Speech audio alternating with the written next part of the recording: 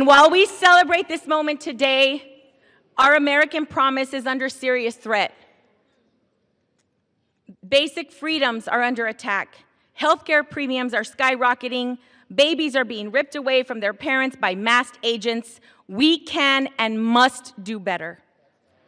What is most concerning is not what this administration has done, but what the majority in this body has failed to do.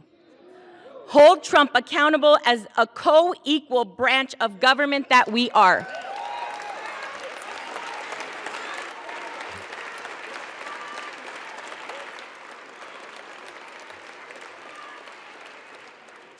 It has been 50 days since the people of Arizona's 7th Congressional District elected me to represent them.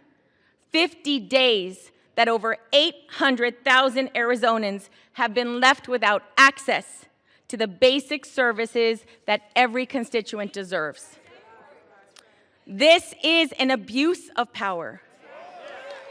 One individual should not be able to unilaterally obstruct the swearing in of a duly elected member of Congress for political reasons.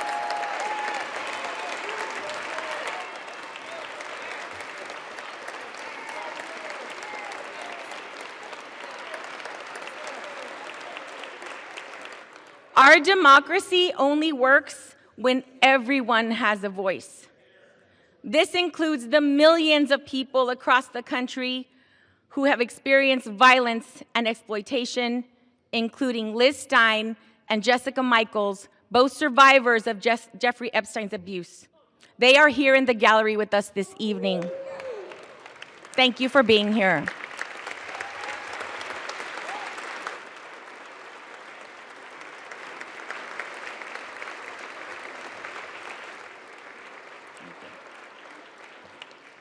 Just this morning, House Democrats released more emails showing that Trump knew more about Epstein's abuses than he previously acknowledged.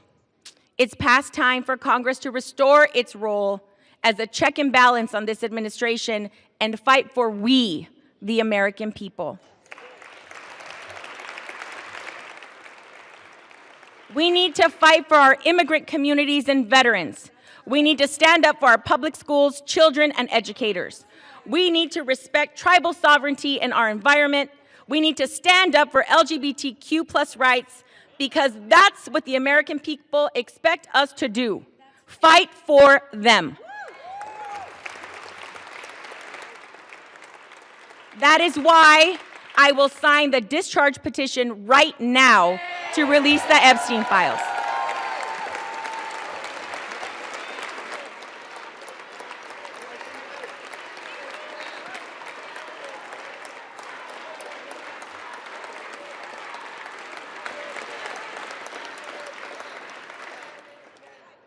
Justice cannot wait another day. Adelante, mi gente. Muchas gracias. Thank you very much. I yield back.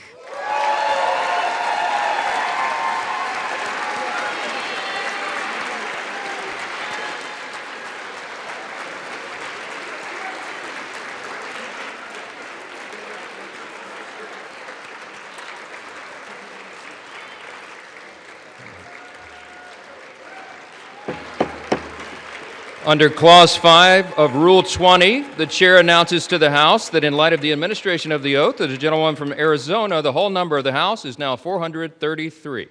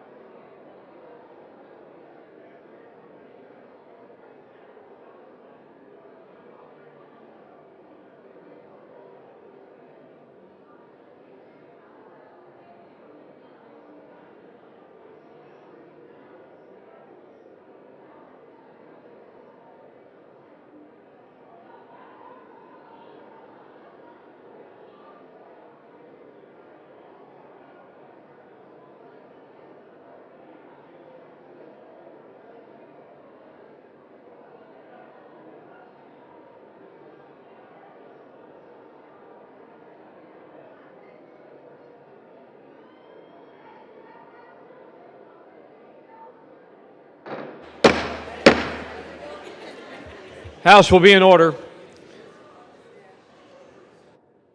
Colleagues, members, please remove your conversations from the floor, clear the aisle so that proceedings in the House may continue.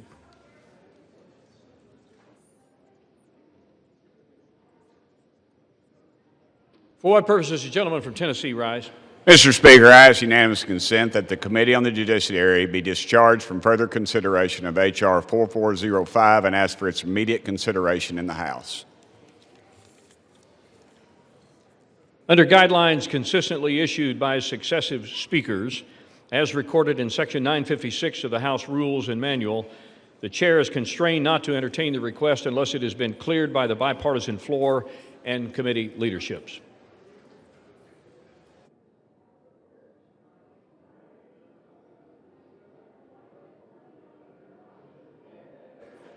What purpose does the gentleman from Tennessee seek recognition? Parliamentary inquiry, Mr. Speaker. We Republicans are requesting this unanimous consent. Are Democrats objecting to this request?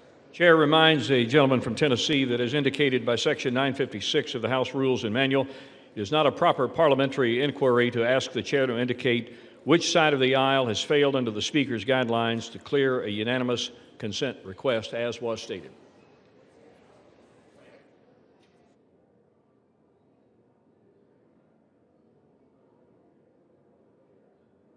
Does the gentlelady from Minnesota seek recognition? Mr. Speaker, by the direction of the Committee on Rules, I call up House Resolution 873 and ask for its immediate consideration. The clerk will report the resolution. House Calendar Number 46, House Resolution 873.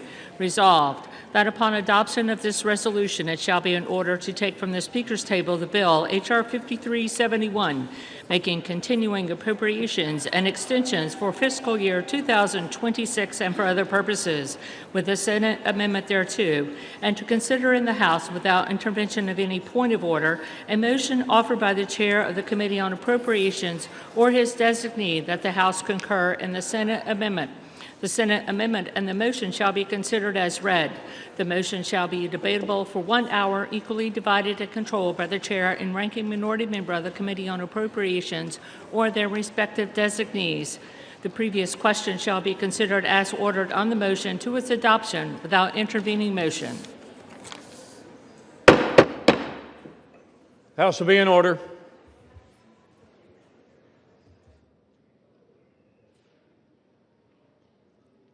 Gentlelady from Minnesota is recognized for 1 hour. Mr. Speaker, for the purpose of debate only, I yield the customary 30 minutes to the ranking member from Massachusetts, Mr. McGovern, pending which I yield myself such time as I may consume. During consideration of this resolution, all time yielded is for the purpose of debate only. Mr. Speaker, I ask unanimous consent that all members have 5 legislative days in which to revise and extend their remarks. Without objection. Mr. Speaker, last night, the Rules Committee met and reported a rule providing for the consideration of the motion to concur in the Senate amendment to H.R. 5371, the Continuing Appropriations, Agriculture, Legislative Branch, Military Construction and Veterans Affairs and Extensions Act of 2026. And I am happy to say that it will end the government shutdown. The rule provides 1 hour of debate on the motion equally divided and controlled by the Chair and the ranking member of the Committee on Appropriation or their designees. I rise in support of this rule and the underlying legislation. This bill delivers on our commitment to the American people by finally reopening the government. It delivers on the promises that we have made to our veterans, to our farmers, to our taxpayers. And let's be honest, this government shutdown was completely avoidable. On September 19th, House Republicans passed a continuing resolution that funded critical services and would have given us time to negotiate long-term solutions. It was a yes vote to keep the government open, to pay our troops, air traffic controllers, and federal employees. Every Democrat but one voted no. Every Democrat but one voted to shut the government down. This is not opinion. This is not messaging like Democrats keep trying to spin it. It is a fact that anyone can check the record. Democrats voted against a nonpartisan, clean CR free of poison pills, and would have continued that would have continued Biden-level funding and kept the government open for negotiations. Democrats chose politics over people. They refused to support a common-sense measure, and American families paid the price. This bill restores stability to our national nutritional programs, which were put under unnecessary strain during the shutdown. It will fund WIC and SNAP, ensuring that low-income mothers and their babies have access to healthy and nutritious foods. These programs should not have been used as a bargaining chip during the shutdown. Republicans are stepping up to protect Americans and ensure these programs remain stable and funded. That is what responsible governance looks like. There are 3 appropriations bills included in this CR, put here to jumpstart our appropriations process. H.R. 5371 delivers for rural America. It provides funding for the Farm Service Agency to support our nation's farmers and ranchers. It invests in rural development programs, including funding affordable rental housing assistance for low-income families and seniors in rural communities. These investments strengthen our local economies and ensure that rural communities are not left behind.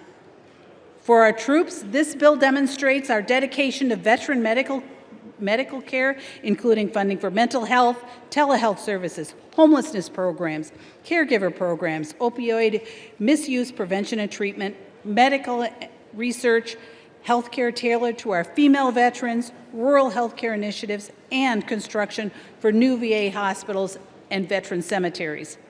We're also funding veteran disability programs, education benefits, and employment training. Funds will be invested in military family housing projects to support those that support our troops, and in projects to improve quality of life for our service members, including hospitals and schools. Mr. Speaker, H.R. 5371 is what governing with a purpose looks like. If Democrats had joined us in September to pass a common-sense continuing resolution, we could have avoided this Democrat shutdown altogether. But they chose reckless posturing over responsibility. Now Republicans are stepping up to restore stability and reopen the government for the people. I stand in support of this bill, and I urge my colleagues to support H.R. 5371 and stay focused on what matters, serving the American people. With that, Mr. Speaker, I reserve. Gentlelady reserves her time. Gentleman from Massachusetts is recognized. Well, thank you, Mr. Speaker, and I want to thank the gentlelady from Minnesota for yielding me the customary time, and I yield myself such time as I may consume. Gentleman is recognized.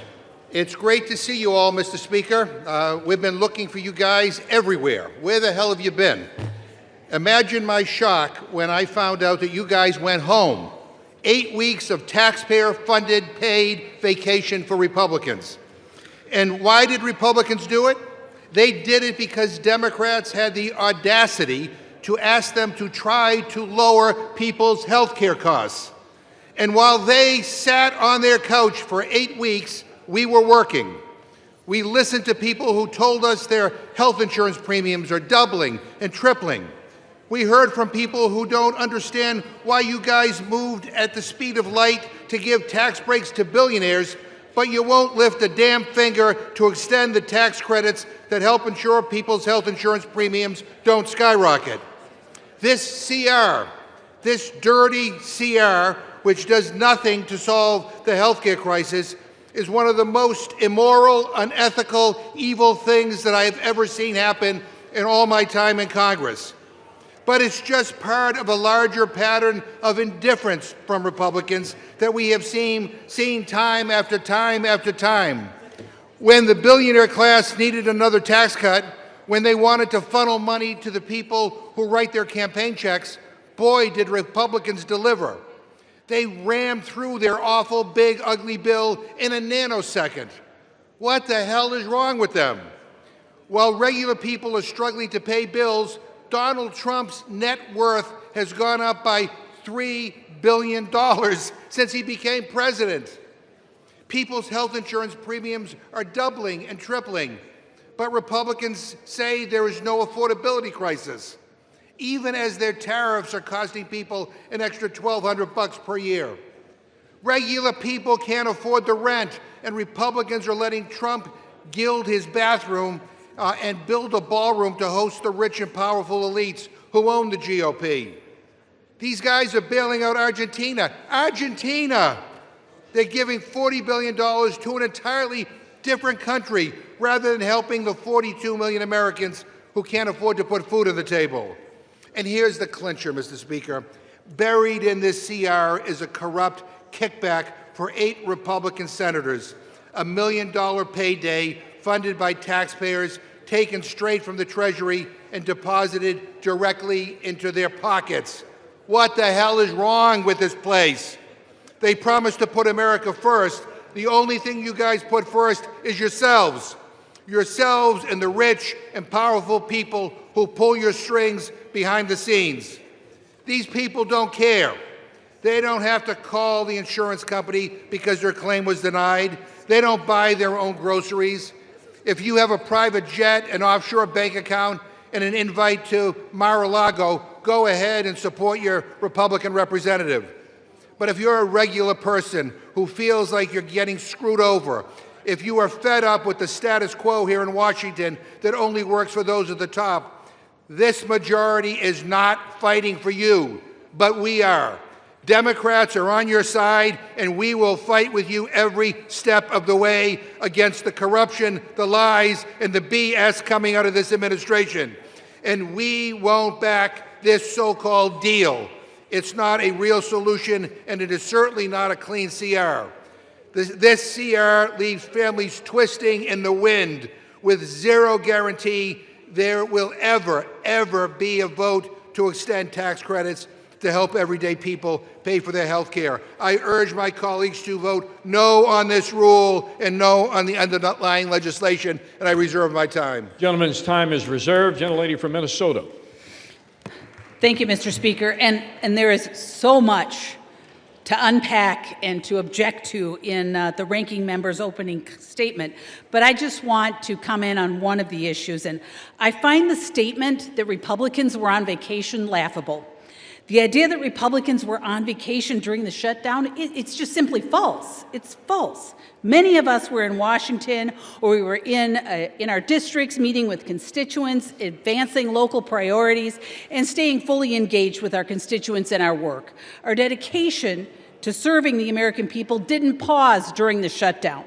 Whether in D.C. or back at home, which for the record, I was in both places, and many of my Republican colleagues were too, we were doing the work we were elected to do. And the real story here is not about the absence, it is about the commitment. And for Republicans, we never wavered. If the Democrats cared so much about working, they would not have shut the government down.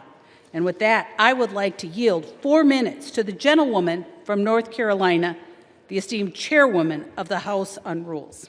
Gentlelady from North Carolina, Ms. Fox, is recognized for 4 minutes. Thank you, Mr. Speaker, and I thank the gentlewoman for yielding. Mr. Speaker, psychologists have a word for the things the Democrats accuse us of: projection. Mr. Speaker, I sure hope you did not watch all 7 hours of the Democrat group therapy session last night in the Rules Committee. But if you did, you saw what a clown show it was. It was a crisp 40 degrees outside when we adjourned at around 1:30 a.m. this morning, but with the amount of hot air being spewed by Democrats in the committee room for 7 straight hours, you would have thought we were in the dead of summer. Mr. Speaker, at this point, I don't think Democrats really agree on anything. Last night and into the early hours of this morning, they showed everyone that they couldn't even agree on what they're angry about. They went off on so many tangents that it would have been a miracle if they arrived at a single coherent thought at any point during our meeting. The American people will see the exact same thing play out from them during this debate and during general debate on the floor later today. Apparently, the only thing Democrats can agree on is that the government needs to stay shut down, and that the American people need to suffer even more than they have already made them suffer. We heard from Democrats repeatedly about the millions of people they believe are going to be affected when their own temporary COVID credits sunset at the end of this year. Their own temporary COVID credits. Did we hear anything about the millions of Americans who got walloped by Democrats when they shut the government down? Did we hear an apology from Democrats to the American people for deliberately misleading them over 40 days? Did we hear an admission that the only reason they shut down the government is to cover up for a catastrophic policy failure that they concocted and set an end date on? No, we didn't hear one of those things. Not one. Mr. Speaker, I'm not surprised. This is the kind of behavior that Americans have come to expect from Democrats. Has anyone ever noticed how Democrats have developed such a visceral reaction when confronted about their abdication of responsibility?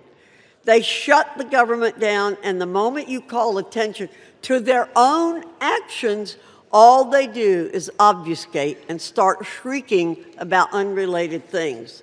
Scientists should study this at length and try to come up with a cure. It's a serious affliction, as was evidenced numerous times over in our Rules Committee meeting. It's well past time to reopen the government and end the Democrat-concocted nightmare that Americans have been living through for over 40 straight days. The CR before us will end that nightmare. It will get this legislative body and the entire nation moving once more. Democrats should grow a spine and accept responsibility for their own failures. I urge a yes vote on the rule, and I yield back. Reserve. Gentlelady from Minnesota reserves her time remaining. Gentleman from Massachusetts is recognized. Mr. Speaker, you got to love these Republicans. The gentlelady from Minnesota says they weren't on vacation. I want to remind her, you haven't voted for 8 weeks. And most people define vacation as you don't have to show up to work and you get paid. That's exactly what Republicans did. They didn't show up to work and they got paid. It was a paid vacation. I now yield 1 minute to the gentlewoman from Texas, Ms. Johnson. Gentlelady from Texas is recognized for 1 minute. Thank you so much. I rise today in strong opposition to this bill. I'm a hell no on any legislation that strips health care away from millions of Texans. In my district, nearly 100,000 of my constituents rely on the Affordable Care Act's tax credits to pay for their coverage. Without these life-saving credits, many of them will go without health care at all. Every day during this shutdown, my office has heard from thousands of families across my district saying, "For the love of God, save my health care." And tucked away in this bill is a brazen payoff, millions of taxpayer dollars funneled to the benefit of a handful of senators, while families are struggling to afford groceries and health care. We are being asked to sign off on a deal that lines the pockets of the very people who wrote it. That is an insult to every hardworking taxpayer who expects honesty from their government. The contrast could not be clearer. Republicans are operating in the currency of cruelty and corruption, while Democrats are fighting with courage and compassion. The American people deserve better, and I will never stop fighting to protect the basic necessities every family needs to survive. I yield back. Gentlelady from Minnesota. Mr. Speaker, I yield 2 minutes to the gentleman from Georgia. Gentleman from Georgia is recognized for 2 minutes. Thank you, Mr. Speaker. And, you know, the American farmer needs this bill to pass. The American soldier needs this bill to pass. Our air traffic controllers need this bill to pass. The men and women who protect us here in this Capitol and all federal law enforcement need this bill to pass. I'm one of those who represents a lot of federal employees, and they've been without a check for a long time, Mr. Speaker. This is very simple, very simple. It's way past time to open the government up. There are going to be a lot of excuses about coulda, shoulda, woulda, and you need to take this provision or that provision out, or they're going to vote to keep the government shut down. Well, let me tell you something. The vote today, it is straight up or straight down. You vote to open the government up today, or you vote to keep it closed. That's all there is to it. Now, as for the provision that's been mentioned a few times about the Senate language, I have introduced a piece of legislation already to repeal the Senate language, and I'm hopeful that we'll have a vote on that as soon as we get back. Mr. Speaker, I yield the remainder of my time. Reserve. Gentlelady from Minnesota continues to reserve her time. Gentleman from Massachusetts. Mr. Speaker, you don't love these guys. I mean, they're all introducing legislation to repeal provisions in a bill that they're going to vote yes on. I mean, you figure that out. Mr. Speaker, the previous question is the House Democrats' last attempt to make a change to this rule before it gets voted on. And I want to use this opportunity to talk about a last-minute provision that was slipped into the CR in the Senate. It's an outrageous giveaway to pad the pockets of 8 Republican senators. And it's one of the most corrupt things I've seen in my life. So if the House defeats the previous question, I will offer an amendment to the rule to consider as adopted an amendment to the continuing resolution offered by Representative Subramanian which would strike the corrupt giveaway out of the text of this bill so it does not make it into law. Mr. Speaker, this is a massive payday for Republicans. It would allow 8 of their senators to shovel millions of dollars into their own wallets. I'm talking cash money, not for their states, not for their constituents, no, for their own personal bank accounts. Why should a United States senator or any party get a special right that nobody else has? No state legislator, no governor, no judge, no citizen in the entire country has this right. But we are creating it for a handful of Republican senators. It is immoral. I'd say it's unconstitutional. It is wrong. And it's probably the most brazen theft and plunder of public resources ever proposed in the United States Congress. And it was tucked into this legislation. And I want to speak directly to Republicans who say they can't vote with us because it will delay the reopening of the government. First off, that's exactly what these corrupt senators were hoping you'd say. Second, we absolutely can send this back to the Senate. They can quickly strip it and send the bill to the President. They finished this package in less than 2 days. This is one small thing that needs to be deleted. It's easy, and it can be done very fast. But, and please spare me the excuses that we'll get this done next week with a new bill. Once this is law, that's it. It is signed into law forever. It will never change. It is permanent, and you voted for it. And Republicans all know that. So don't say you're going to pass some new bill next week to address this. That's just an excuse to do nothing that will fix it. Republicans moved at the speed of light to give tax breaks to billionaires, and the least they can do is give the same urgency to stop this shamelessly corrupt fleecing of the American people. Now, I get it. Trump is suing the U.S. government for $230 million, and I guess these senators want in on the action. They want their own payday, but I've never seen this level of grift, shameless corruption, and theft of public money in my entire life, ever. So, Mr. Speaker, I ask unanimous consent to insert the text of my amendment into the record along with extraneous material immediately prior to the vote on the previous question, and to discuss our proposal. I yield a minute to the gentleman from Virginia, Mr. Subramanian. Without objection on the UC request, the chair will remind the gentleman from Massachusetts and others to please refrain from engaging in personalities toward members of the Senate. Gentleman is recognized. Thank you, Mr. Speaker. Thank you, Ranking Member McGovern. I mean, you know what people hate more than seeing their costs go up? Is seeing their costs go up while corrupt politicians line their pockets with taxpayer money. That's what they really hate, but that's what this bill does. Republican senators slipped into this bill a legal pathway for them to personally receive millions of dollars in taxpayer money for being investigated after January 6th. And the other side talks about fiscal responsibility and says there's no money for health care, but somehow there's taxpayer money for Republican senators.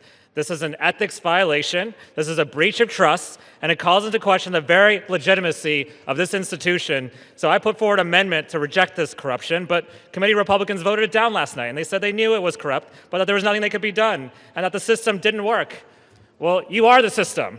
And House Republicans promised to vote on this next week as a standalone bill, but there's no guarantee that the Senate will act. In fact, they probably won't act, right? So you have the power to join us in righting this wrong today. So let's take out this ridiculous kickback. Otherwise, a vote for this bill is a vote for corruption. I yield back. Gentleman yields back. Gentlelady from Minnesota. Thank you, Mr. Speaker. And I never said, Mr. Speaker, that this bill was perfect. And not everyone agrees with the provision, and our colleague from Georgia had just mentioned and is already addressing it. But what we do agree on is that it is critically important to get the government open, and that's why we are here today. Getting our federal employees paid, getting our troops paid, getting SNAP back on track, getting our airports back to full capacity. Once this happens, we can tackle the issues and get back to really doing the things for the American people, not using their suffering as leverage, like the Democrat Whip Clark is willing to do. Democrats have spent weeks performing political theater by refusing to open government and continue to perform that political theater. But we need to prioritize the reopening of the government and stop the suffering that the Democrats want to use as leverage. And with that, I yield 2 minutes to the gentleman from New York. Gentleman from New York is recognized for 2 minutes. Mr. Speaker, I rise in strong support of this rule and ending this shutdown chaos. For more than 40 days, the American people have endured a painful and entirely avoidable government shutdown. Not because of policy differences, but because Senate Democrats and Chuck Schumer chose politics over people. And while Washington stalled, hardworking Americans paid the price. Our air traffic controllers went without pay. A system stretched thinner by the day, putting new strain on that system that put millions of lives at risk. Americans depend on them to keep our skies safe. In families who rely on SNAP and WIC, parents just trying to feed their kids were left wondering how they'd make it through another week. And at the same time, our border agents and our Coast Guard members, they continued to serve this country as their own families went without pay. And through it all, while everyday Americans carried the weight of the shutdown, Senate Democrats had chance after chance to end it. But instead, they chose to prolong the pain. That is not leadership, that's hypocrisy. It was never about budgets or priorities. It was about power. It's not about turning government on. For them, it's about turning government into performance, where the people paying the highest price are the ones furthest from Washington.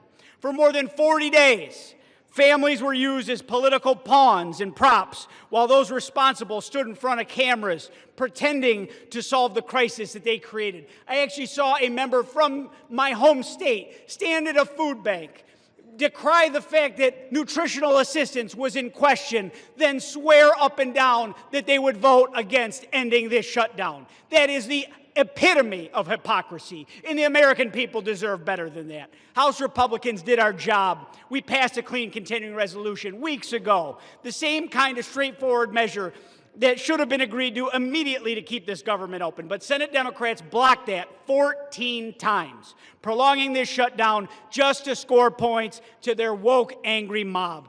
This measure before us today is the same bipartisan framework they could have passed 40 days ago. The only thing that has changed is the political calendar. So, Mr. Speaker, I urge my colleagues to support the rule, stand with the American people, the families of veterans and public servants who have carried the burden of this shutdown, and let's reopen our government, and let's get this country moving again. And I yield back, Mr. Speaker. Gentleman from Massachusetts. Mr. Speaker, I ask unanimous consent to insert into the record an article from ABC News entitled, "Inflation Climbs to the Highest Level Since January, Beef Prices Soar." Without objection. I request unanimous consent to insert into the record an article from the Washington Post entitled, "From Groceries to Gas, Americans Say They're Spending More Under Trump." Without objection. I ask unanimous consent to insert into the record an article from the New Republic entitled, "No, You're Wrong. Trump Spirals When Pressed on Rising Food Prices." Without objection. I ask unanimous consent to insert into the record an article from the New Republic entitled, "Trump Admits He Doesn't Care About Affordability as Economy Plunges." Without objection. I ask unanimous consent to insert into the record an article from MSNBC entitled, "Not a Big Issue, Republicans Shrug as Consumers Confront Healthcare Sticker Shock." Without objection. I ask unanimous consent to insert into the record an opinion article published in MSNBC entitled, "Trump's Argentina Bailout Once Again Puts America Last." Without objection. I ask unanimous consent to insert into the record an article from PBS entitled, "Trump Administration Working on Doubling Argentina Financing to $40 billion." Without objection. I ask unanimous consent to insert into the record an article from Forbes entitled Presidency Boosts Trump's Net Worth by $3 billion in a Year. Without objection. I ask unanimous consent to insert into the record an article from People.com entitled Donald Trump hosts Great Gatsby-themed Halloween party as 42 million Americans brace for SNAP benefits to expire. Without objection. I ask unanimous consent to insert into the record an article from the New York Times entitled Trump's latest White House makeover, the Lincoln bathroom in marble and gold. Without objection. I ask unanimous consent to insert into the record an article from The Nation entitled The Bill to End the Shutdown is Full of Giveaways to Republicans. Without objection. And Mr. Speaker, I yield myself 15 seconds.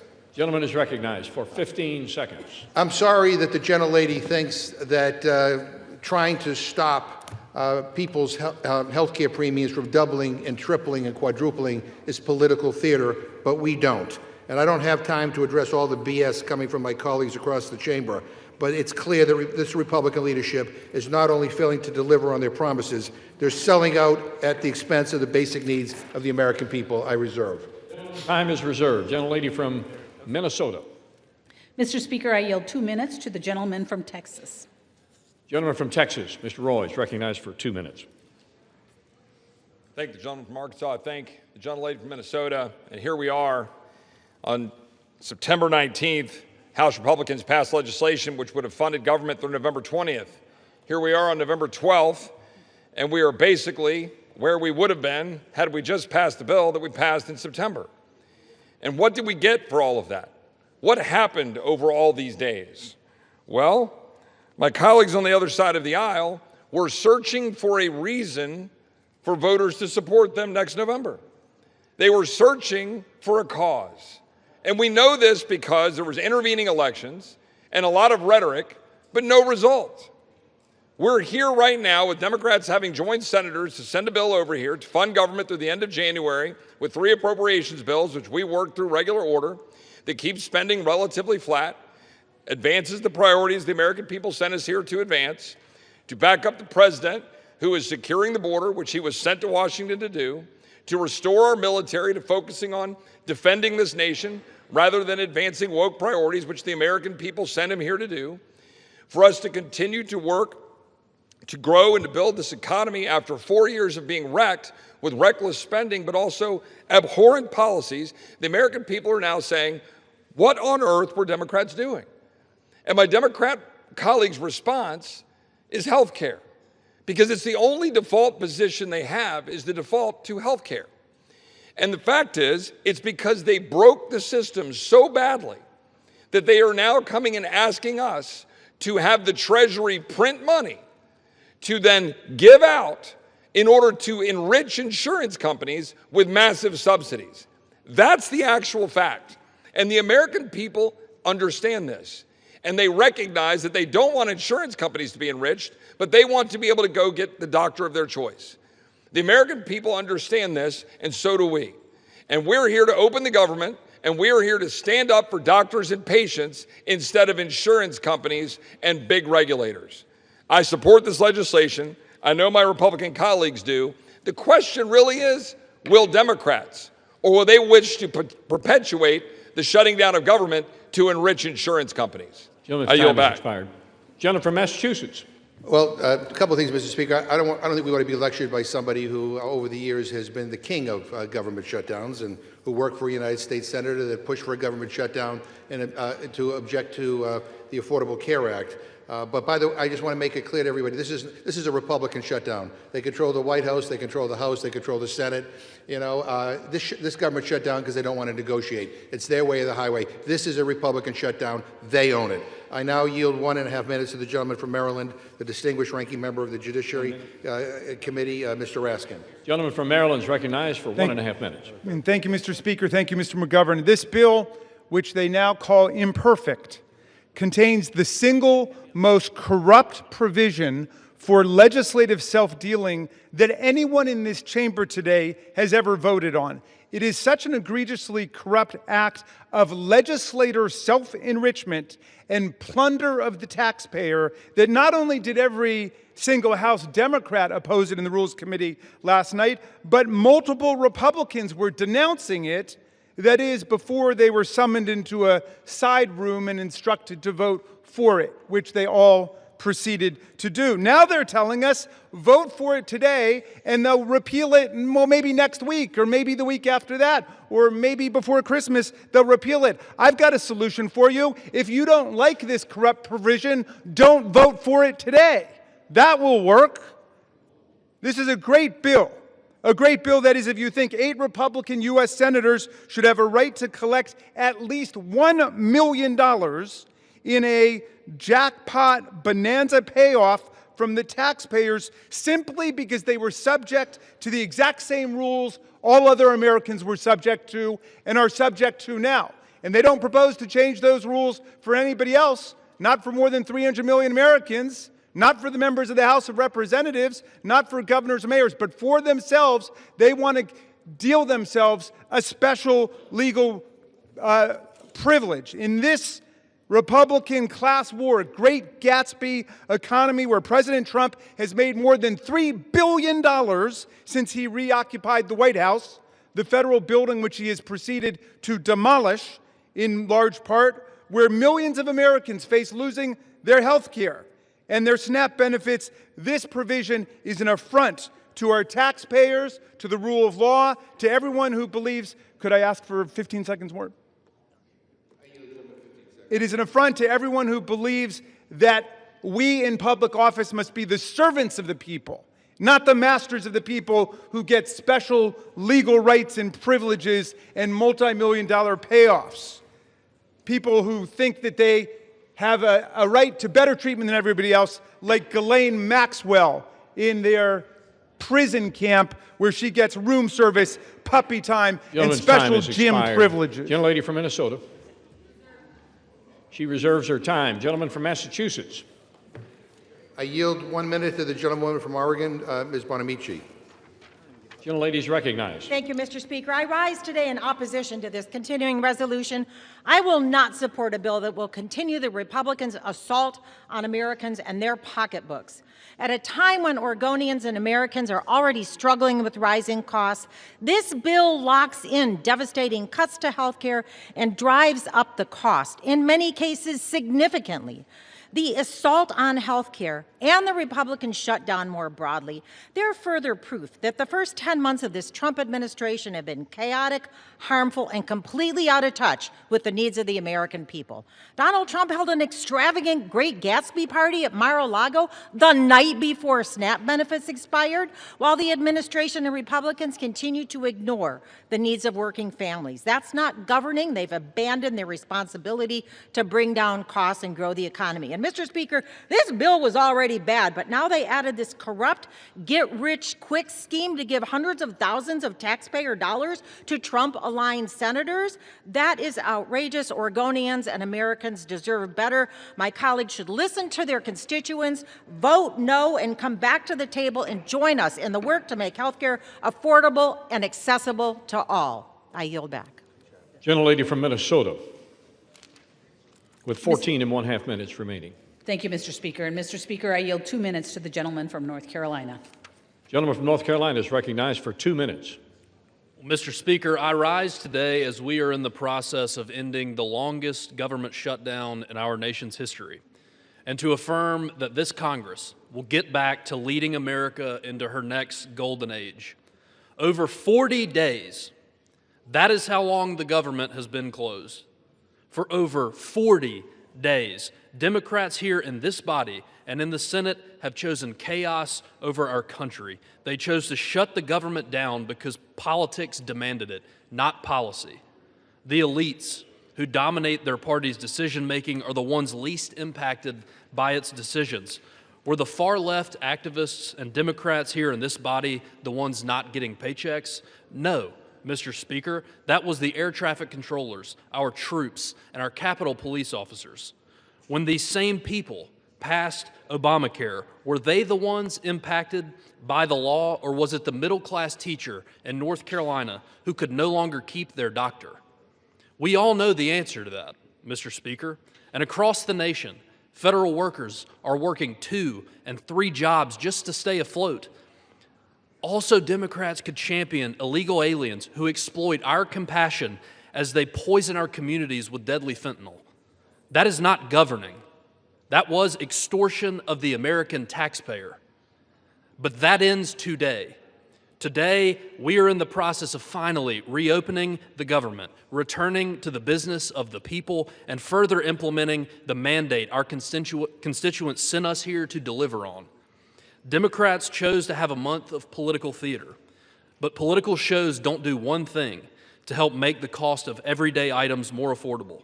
It is time to govern and to focus on making America more affordable for the middle class. Mr. Speaker, I urge a yes vote on this rule, and with that, I'll yield back. Gentleman from Massachusetts. Mr. Speaker, we're getting lectured on governance by a guy who is just coming off an 8-week paid vacation. Give me a break. At this time, I'd like to yield 1.5 minutes to the gentlewoman from New Jersey, the next governor of New Jersey, Ms. Sherrill.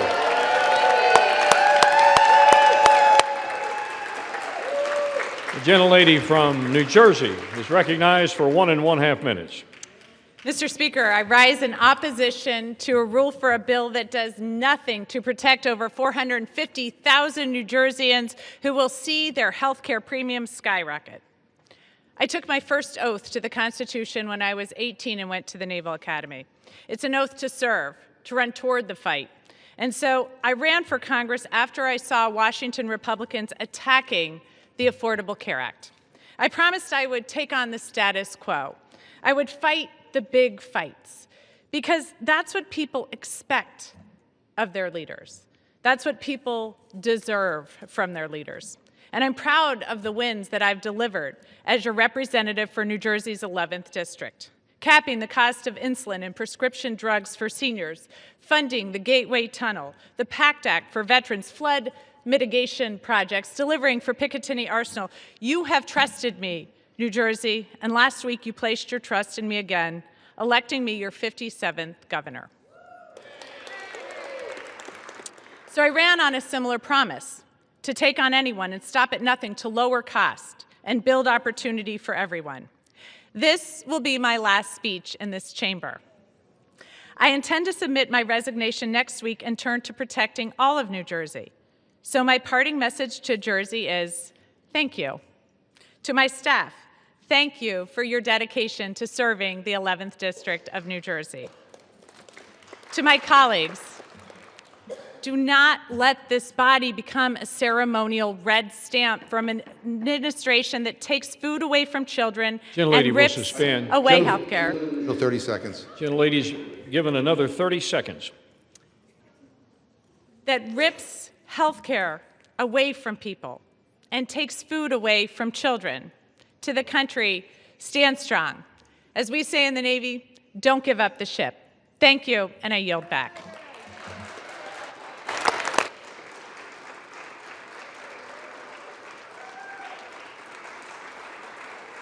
Gentlelady from Minnesota reserves. Yes. Gentleman from Massachusetts. Mr. Speaker, I yield 1 minute to the gentleman from Rhode Island, Mr. Magazzino. Gentleman from Rhode Island is recognized for 1 minute.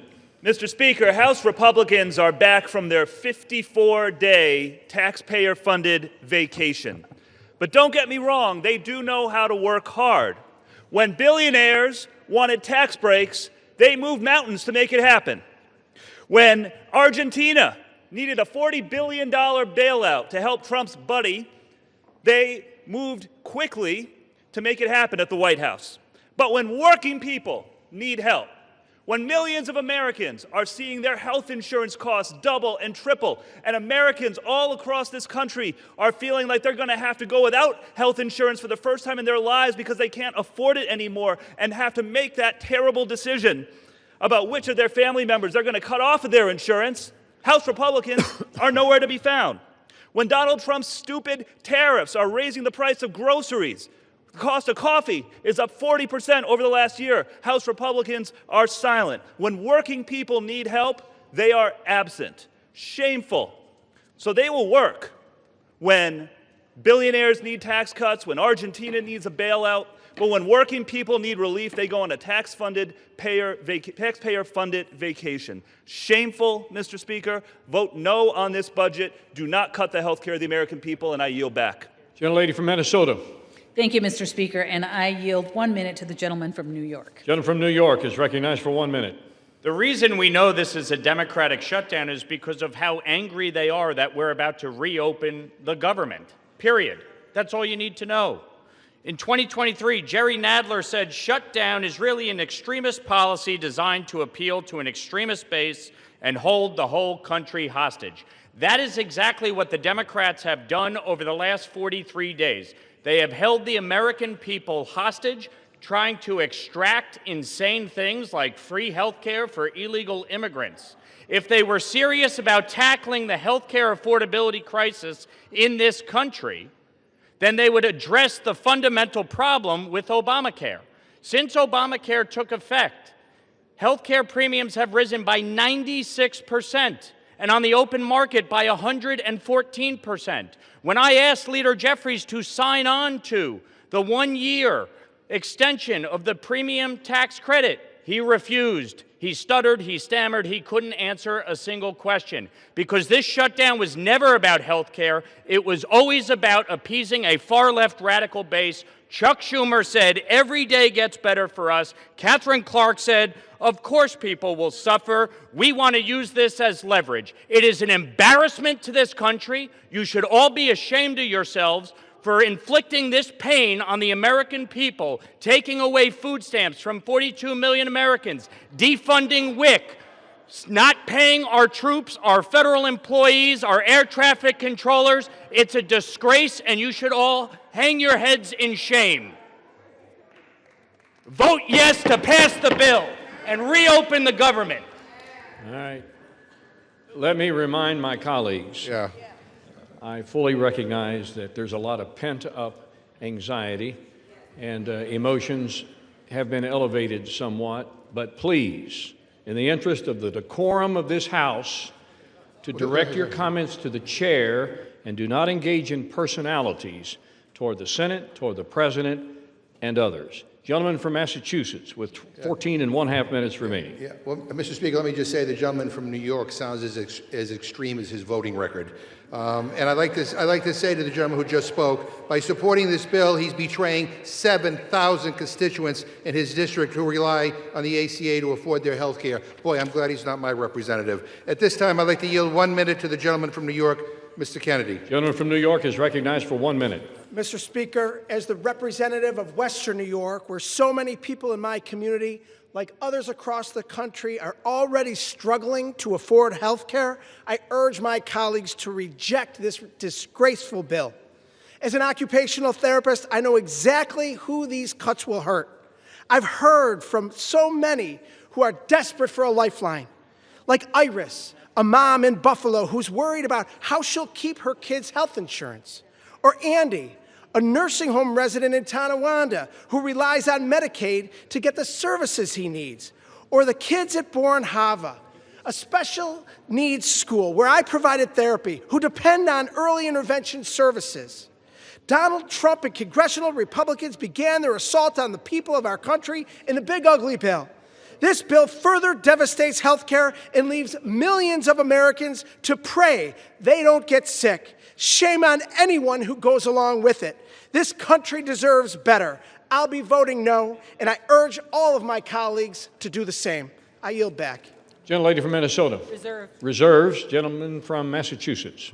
Mr. Speaker, some big news, some breaking news in the last hour. I'm proud to say that our newest colleague, Representative Adelita Grijalva, just became the 218th signature on the Massey Connor discharge petition to compel the release of the Epstein files. And to all my Republican colleagues who refuse to sign on, time is up. You need to figure out where you stand on this because you're about to go on record. Is your loyalty to Trump more important than going after pedophiles? Because make no mistake, these files will come out. It is no longer a question of if, only when, and whether the White House chooses to stand with the survivors or throw them under the bus. And at this time, Mr. Speaker, I'd like to yield 1 minute to the gentlewoman from Oregon, Ms. Dexter. Gentlelady from Oregon is recognized for 1 minute. Thank you, Mr. Speaker. I rise today in strong opposition to this rule and the underlying bill. As a physician who spent 20 years saving lives, I did not come to Congress to let health care be decimated by Congress. I came to fight for my constituents who deserve to be able to see a doctor they trust, afford their medication, and keep their families healthy. If House Republicans let the ACA tax credits expire, they are complicit in forcing Oregonians to make impossible choices, like whether to keep their insurance or put food on the table. As a physician, I know what comes next. People go without.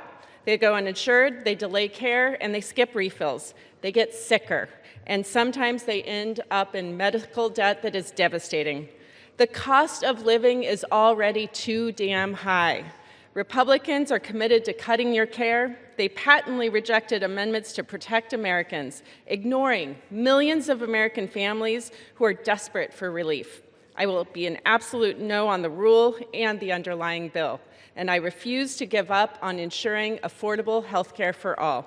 Thank you, Mr. Speaker. I yield back. Gentlelady from Minnesota. Mr. Speaker, I just wanted to say just really quickly, the ranking member mentioned the discharge petition, and that he's very proud that it has 218 signatures, but not that long ago, today, we had a UC that would have moved that along, would have moved that resolution along over to the Senate, and I believe the Democrats objected to it. So it seems more like a political stunt than it does that they actually wanted to have that resolution moved along, because if they had not objected, it would have gone on its way and they would have accomplished what they wanted to do. So I don't see their real desire to have the resolution passed. I see it more of, like I said, a political stunt.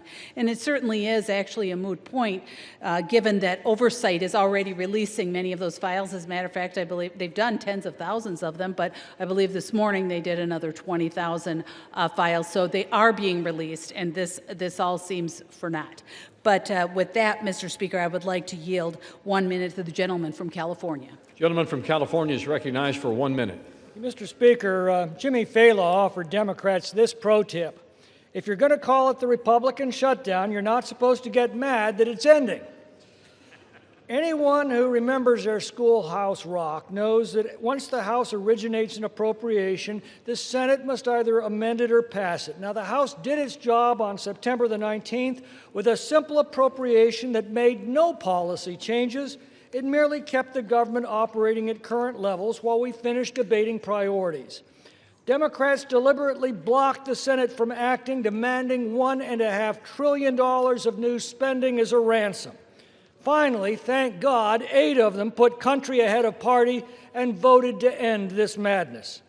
Now, hearing the bitter recriminations from our leftist colleagues, it seems unlikely we'll see much bipartisanship today. But with or without them, we will reopen the government tonight and get back to addressing the challenges that confront our country. I yield back. Gentleman from Massachusetts with 11 minutes remaining on his side, 9 minutes on the majority side. Yeah, Mr. Speaker, I'm surprised that the gentlelady brought up the UC request, but I'm glad she did, because I want the record to be clear. I didn't hear any objection on the floor. The Republican chair basically ruled it as an improper UC request, and so that is why it didn't move forward. And but I do know this, because I'm on the Rules Committee. And I do know the gentlelady time and time again voted against releasing the Epstein files. And I know my Republican friends are hoping that they don't have to go on record because they don't want to get Trump upset at them. But the bottom line is every single Republican will go on record, and you will have to make clear whether you're on the side of a pedophile or whether you're on the side of the victims. The gentleman from Massachusetts is reminded to direct his comments to the chair, please. Thank you, You may Mr. continue. Chair. You now yield 1 minute to the gentlewoman from Washington, Ms. Jayapal. Gentlelady from Washington is recognized for 1 minute. Mr. Speaker, I rise to oppose this bill that allows health insurance premiums for 22 million American families to skyrocket and raises health care costs for everyone. Trump and his Republican cult of followers in Congress have unleashed shameful crisis of cruelty and corruption on the American people. First, they slashed Medicaid by $1 trillion, kicked 15 million Americans off of health care, set up the playboard for rural hospitals to shutter, all so that you could give $7 trillion in permanent tax breaks to their billionaire buddies. Then they refused to negotiate with Democrats to extend the Affordable Care Act tax credits so that 22 million Americans wouldn't have to choose between health care and rent. And when we refused to go along with that, they caused this 45-day Republican shutdown, illegally refused to pay SNAP benefits for the hungry, and illegally canceled flights, throwing the country into chaos. Trump and Republicans want to make you poorer and sicker. While Trump builds his gilded ballrooms, protects pedophiles, pardons those who buy his meme coins, and lets Americans starve. Shame on you. I'm a hell no on this bill. Gentlelady from Minnesota. Mr. Speaker, I yield 2 minutes to the gentleman from Tennessee. Gentleman from Tennessee is recognized for 2 minutes. Mr. Speaker, I rise today to oppose the Senate's provision that allows senators to make financial gain off illegal government surveillance. 3 things can be true at once, Mr. Speaker. The first truth is this: the shutdown has to end. The American people and countless Tennesseans I represent are suffering and experiencing real pain. This record-breaking Schumer Democratic shutdown was completely avoidable, and it was completely carried out for political purposes. The second truth is that the last administration, led by Joe Biden and his auto pen, unfairly surveilled conservatives and conservative members of Congress. That included sitting United States senators. Yet, Mr. Speaker, the third thing I would note is that the American taxpayer has suffered enough because of the last administration. No one in this body should support allowing senators to sue and collect from taxpayers because the FBI went rogue under President Biden. But don't get me wrong, the overreach is more than troubling. It's unfathomable that the Department of Justice was weaponized in this way. I fully support holding those radical agents accountable and the ongoing investigations into their misdeeds. Yet no elected official should profit from the political calculation of left-wing bureaucrats and judges.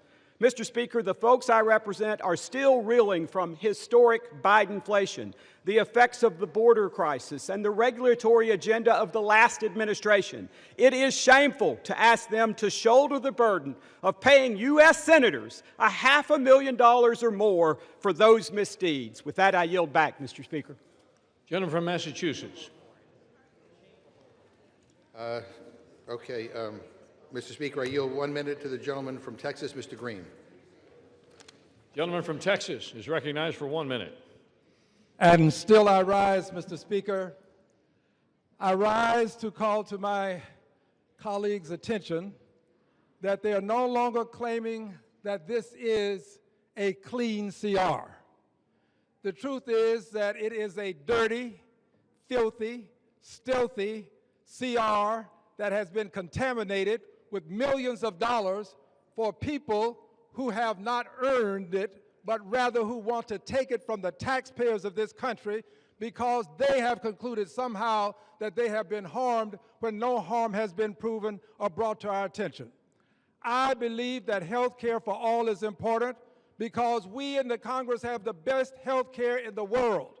Yet people with the best health care in the world do not see fit for persons who need it, who are among the least, the last, and the lost, to acquire health care, something that they have. Health care is becoming wealth care for too many people in this country. We need to extend the subsidies. We need to make sure that everybody who can get to a doctor gets care. This is not a poor country. I refuse to take a poison pill and have you tell me that I'll regurgitate it next week.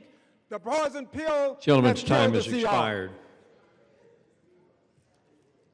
Gentlelady from Minnesota reserves. Gentleman from Massachusetts. I inquire how many more speakers the gentlelady has, because she doesn't seem to have very many.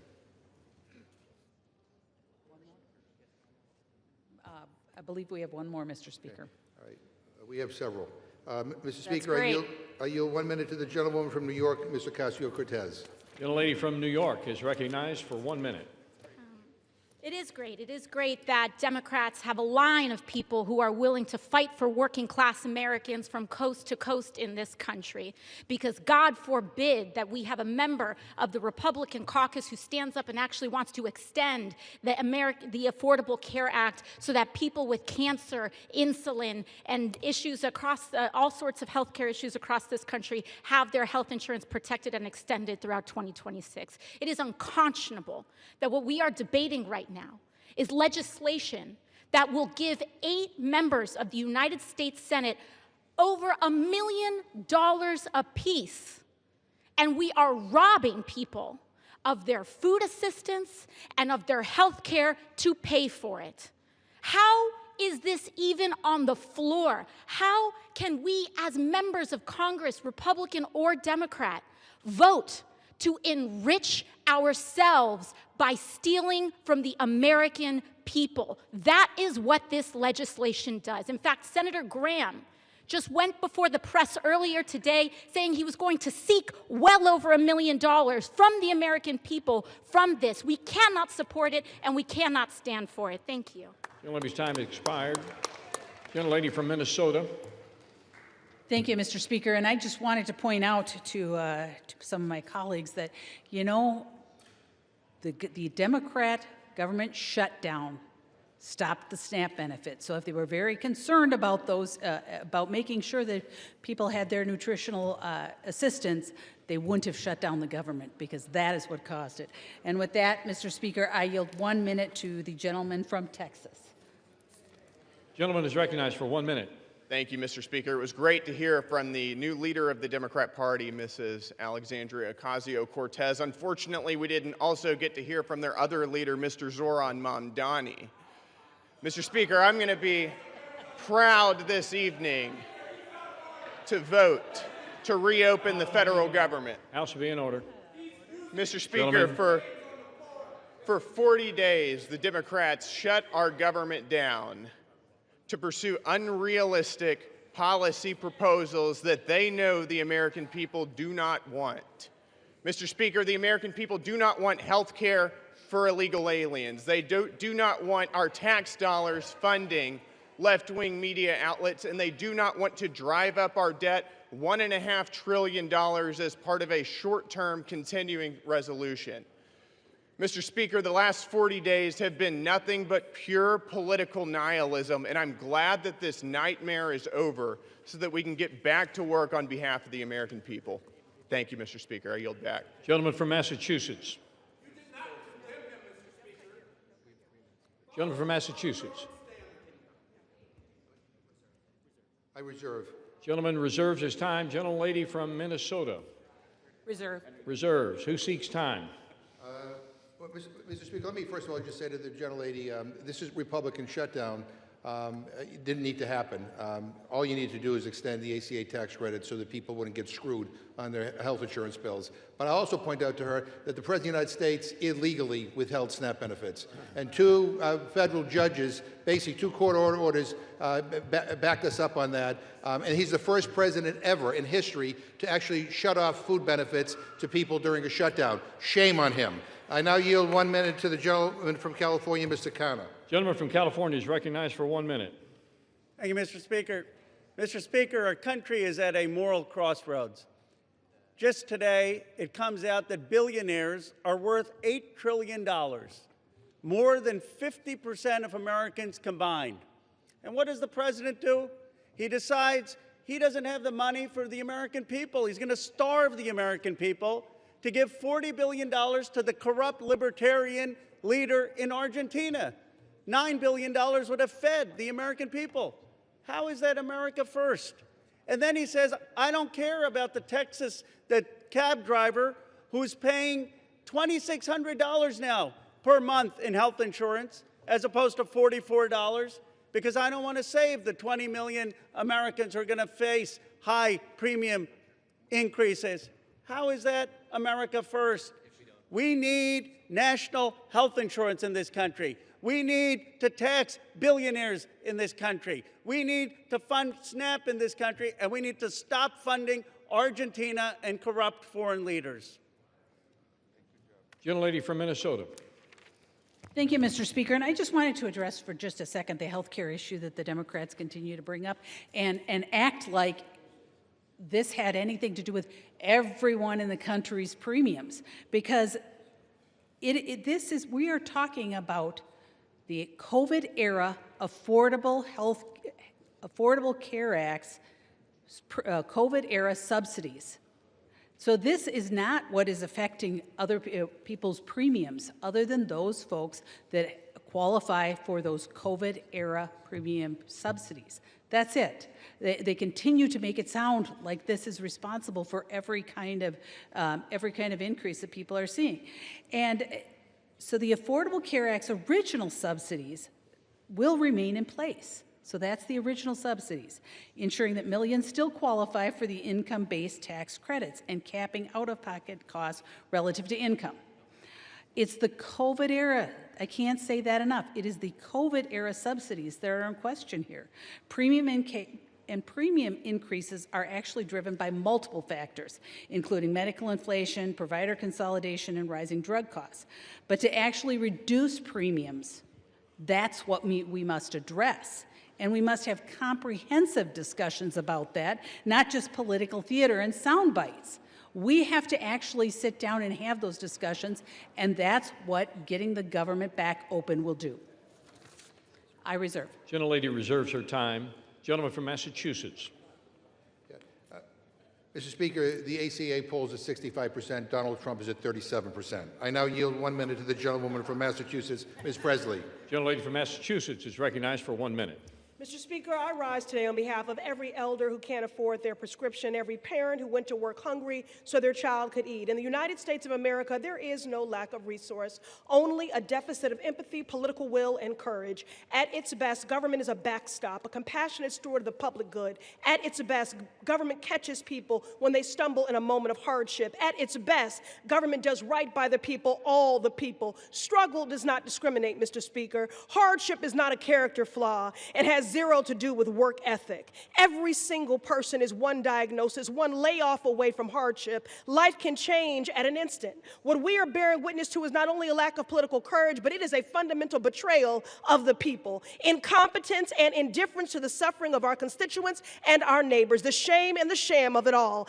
Any member of Congress who would vote to deny a child a meal or medication, it is child abuse and neglect. I ought to file a 51A on you for that. Every person in this chamber, every person in our country has lost a loved one to cancer, and yet you would vote to deny people life-saving cancer treatment and research. Republicans control the House, the Senate, and the White House, and with the majority, you have chosen to enact harm to make people hungrier, poorer, sicker, and less safe. The shame and the shame of it all. You, the people, deserve better. We, the people, deserve better, and I won't stop fighting until you get it. Gentlelady from Minnesota. Prepared to close. Gentlelady is prepared to close. She has 4 minutes remaining. Gentleman from Massachusetts. Yeah, I'm not. So I'd like to yield 1 minute to the gentleman from Wisconsin, Mr. Pocan. Gentleman from Wisconsin is recognized for 1 minute. Thank you, Mr. Speaker. Yes, the federal government will officially reopen with the House vote today. But here's what won't happen. We won't protect the 22 million people paying more for the Affordable Care Act, or the 15 million people losing their health care outright due to Republican actions in the big ugly law, nor will we stop the health care rate increases for everyone in this country. And we won't be restoring food assistance today for millions of Americans who benefit from SNAP because House Republicans voted to cut the #1 program that keeps kids and seniors out of poverty by over $180 billion. Nor will we be able to roll back the tax cuts for billionaires and your GOP donors that you funded by gutting those health care and food programs. But I sure hope you're tanned and rested after your 8-week paid vacation, because you're going to need it. Democrats are going to continue fighting every single day for people's health care and food benefits, and we're going to be on you day after day until we get it done. Vote no. I yield back. Gentleman yields back his time. Gentlelady from Minnesota. I'm prepared to close, Mr. Speaker. Gentleman from Massachusetts. I'm not quite yet, so I yield 1 minute to the gentleman from Maryland, Mr. Olszewski. Gentleman from Maryland is recognized for 1 minute. Mr. Speaker, this funding deal is why Americans have lost faith in Congress. It does absolutely nothing to address the crushing cost of health care in what amounts to a massive tax hike on working families. It does absolutely nothing to stop President Trump from canceling the very funding we would provide, something he's already done again and again. But here's what it does. It allows senators to write themselves, and only themselves, million-dollar checks because their phone records were legally subpoenaed, checks paid for by American taxpayers. It's corruption at a whole new level. With bribery and insider trading, someone breaks the law. Here, Congress is writing a law that protects and funds corruption. It's brazen and disgusting in an effort to legalize corruption, and anyone who votes for this CR is complicit in that corruption. If government still belongs to the people and not the powerful, we must reject this self-serving scam. I yield. Gentleman yields back his time.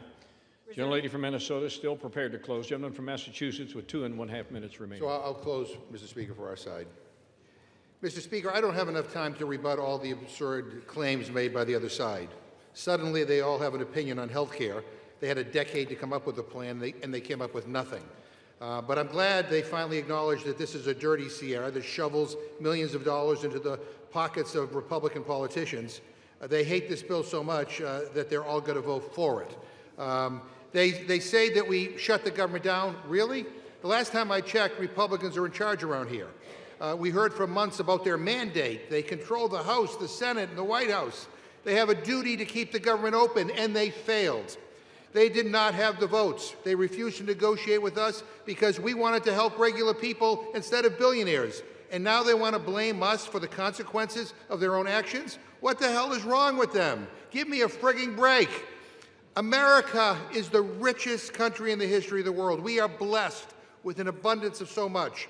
There should not be an affordability crisis. Every single person in this country should be able to have a good job, a living wage, affordable food and health care, and have a shot at a better future.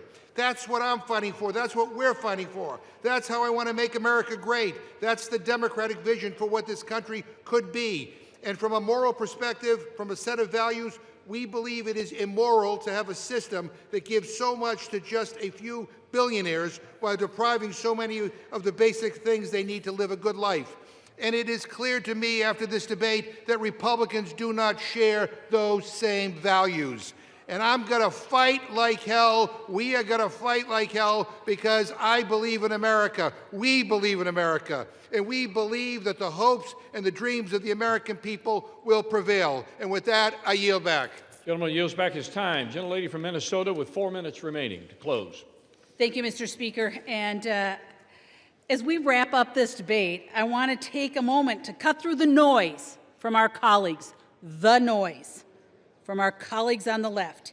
Instead of focusing on the legislation before us, they're resorting to fear tactics and tossing out false claims about what this shutdown is really about. The CR would have kept the government open to continue and finish the appropriations process.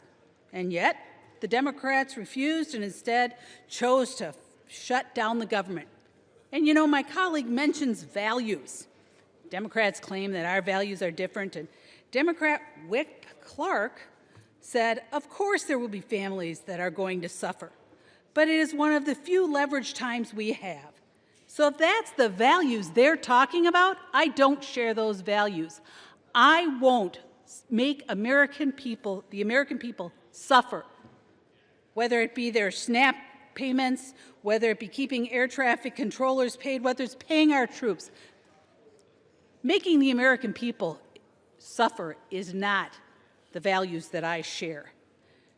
And for the record, Republicans did not cause this shutdown, and we've not been on vacation. I've been splitting my time between D.C. and the district, as I mentioned before, meeting with constituents in both, meeting with federal agencies, hosting a teletown hall, and I know how hard my Republican colleagues have been working for their constituents and the American people. It was the Democrats who shut down the government when they refused to support a clean CR that would have kept the lights on and protected critical services. And now it's the Democrats who continue to shift the blame. Now, getting back to the issue at hand, let's talk about what this bill actually does. H.R. 5371 restores the funding for SNAP and WIC. It reimburses the contingency reserves to make sure that programs remain stable and reliable. Actually, President Trump moved $300 million of tariff revenue to fund WIC during the shutdown.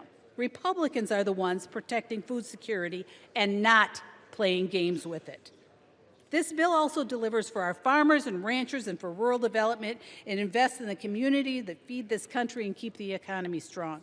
It supports our troops and federal workers. It ensures our service members and their families have the support they need, and it honors the promises we have made to those who have served.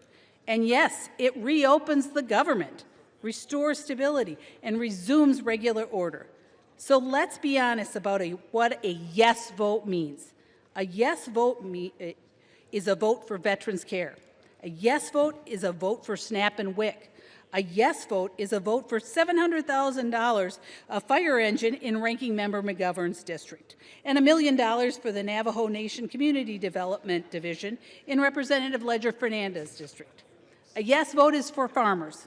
A yes vote is for our troops and for federal workers. And yes, it is for reopening the government. And a no vote?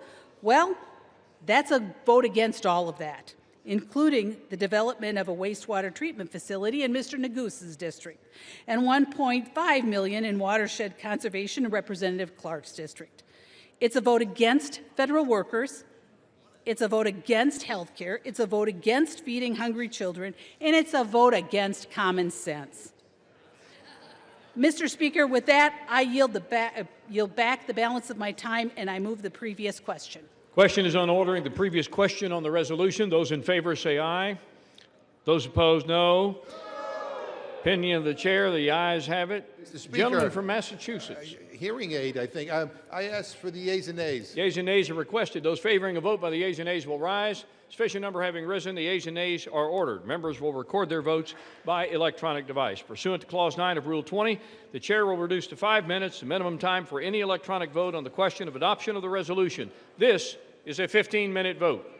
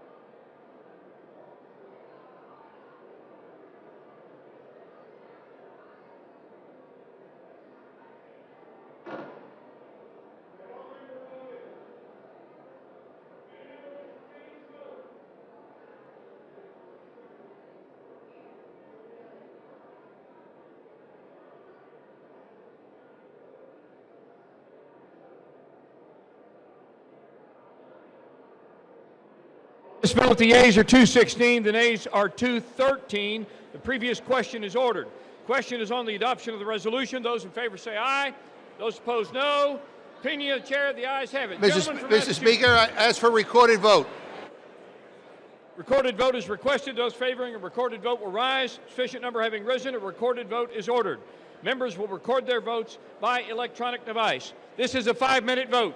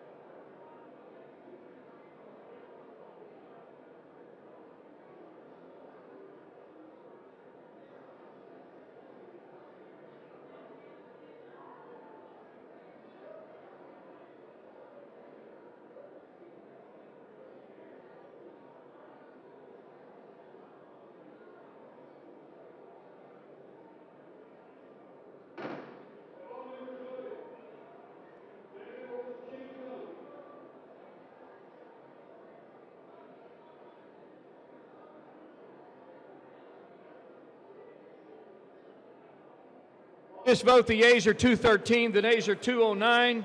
The resolution is adopted. Without objection, a motion to reconsider is laid on the table.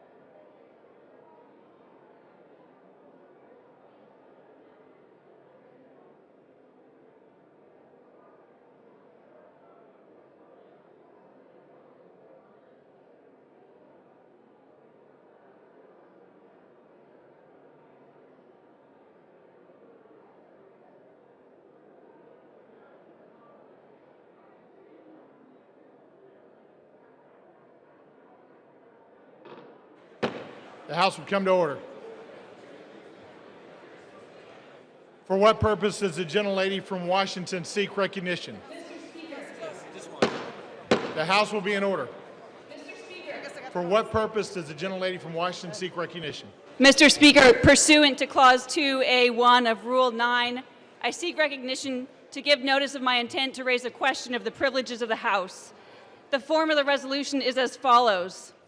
Whereas on October 27, 2025, Representative Chuy Garcia filed nominating petitions to be on the Democratic primary ballot in March 2026.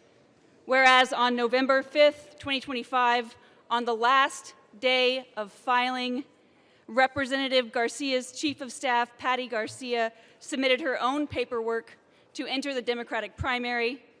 Whereas on November 6th, after the filing deadline, Representative Garcia confirmed that he would not be seeking another term in 2026 and would be withdrawing his nominating petitions. Whereas Representative Garcia's Chief of Staff was the only Democrat who filed to run in the primary at the direction of Representative Garcia, undermining the process of a free and fair election. Whereas Representative Garcia's actions are beneath the dignity of his office and incompatible with the spirit of the Constitution. Now, therefore, be it resolved that the House of Representatives disapproves of the behavior of the representative from Illinois, Mr. Garcia. Under Rule 9, a resolution offered from the floor by a member other than the majority leader or the minority leader as a question of the privileges of the House has immediate precedence only at a time designated by the chair within 2 legislative days after the resolution is properly noticed. Pending that designation, the form of the resolution noticed by the gentlelady from Washington will appear in the record at this point. The chair will not at this point determine whether the resolution constitutes a question of privilege. That determination will be made at a time designated for consideration of the resolution.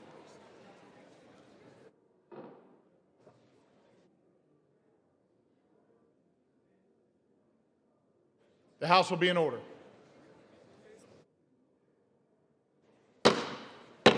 Members are instructed to clear the well.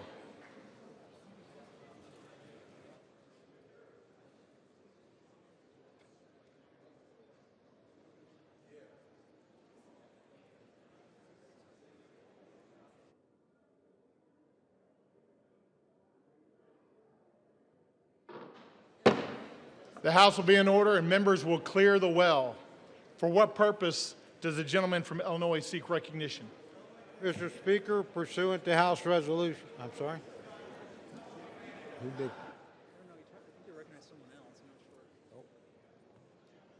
Will the gentleman repeat his request at a microphone? Will the gentleman find a microphone and repeat his request? Mr. Speaker, I would like to ask unanimous consent to address the body, the world. Not recognized for that purpose. Thank you, Mr. Speaker. I'd like to thank Recognized. I'd like to thank the Honorable, hello? The House will be in order.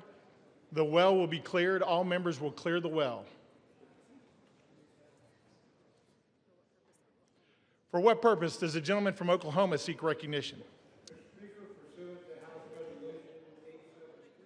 Up the bill H.R. 5371, the Continuing Appropriations, Agriculture, Legislative Branch, Military Construction, and Veterans Affairs and Extension Act of 2026, with the Senate amendment thereto, and I have a motion at the desk. The clerk will report the title of the bill, designate the Senate amendment, and designate the motion. H.R. 5371, an act making continuing appropriations and extensions for fiscal year 2026 and for other purposes. Senate amendment. Mr. Cole of Oklahoma moves that the House concur in the Senate amendment to H.R. 5371. Pursuant to House Resolution 873, the motion shall be debatable for 1 hour, equally divided and controlled by the chair and ranking minority member of the Committee on Appropriations or their respective designees. The gentleman from Oklahoma, Mr. Cole, and the gentlelady from Connecticut, Ms. DeLauro, each will control 30 minutes. The chair now recognizes the gentleman from Oklahoma. The House will be in order. The gentleman is recognized. Thank you, Mr. Speaker. Mr. Speaker, I ask unanimous consent that all members have 5 legislative days to revise and extend their remarks and include extraneous material on the measure under consideration. Without objection, so ordered. The House will be in order. All members are instructed to take their conversations outside.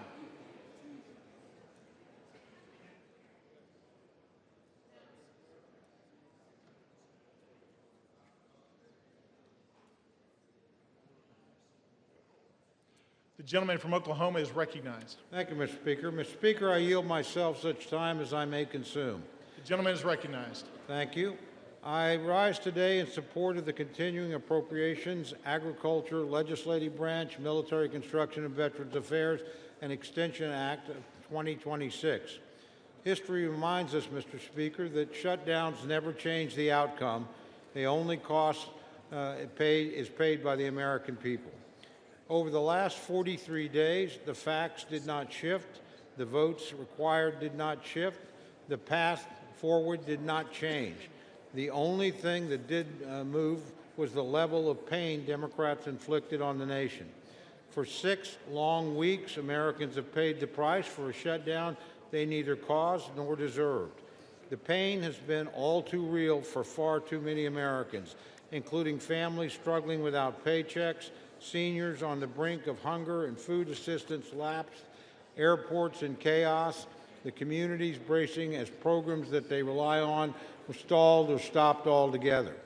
And with yesterday being Veterans Day, we especially reflect on the impact of this shutdown on those who served our nation, past and present. Our military families were left wondering if they would be paid. Thanks to President Trump, they were. Yet this is not how the greatest nation in the world should function. Today, that changes. The legislation before us reopens the government, restores critical services, and puts an end to the needless hardship Democrats have inflicted on the country. This bill supports our troops, it pays federal workers, it fully funds SNAP benefits until September 30th of next year, it compensates our air traffic controllers right before a busy holiday season. In fact, it takes a holistic approach in ensuring federal services and programs are operational. In the simplest terms, we're putting the government back to work for our people. The bill is fundamentally the same responsible approach House Republicans offered on September 19th, but with an important addition: 3 full-year appropriations bills for FY26.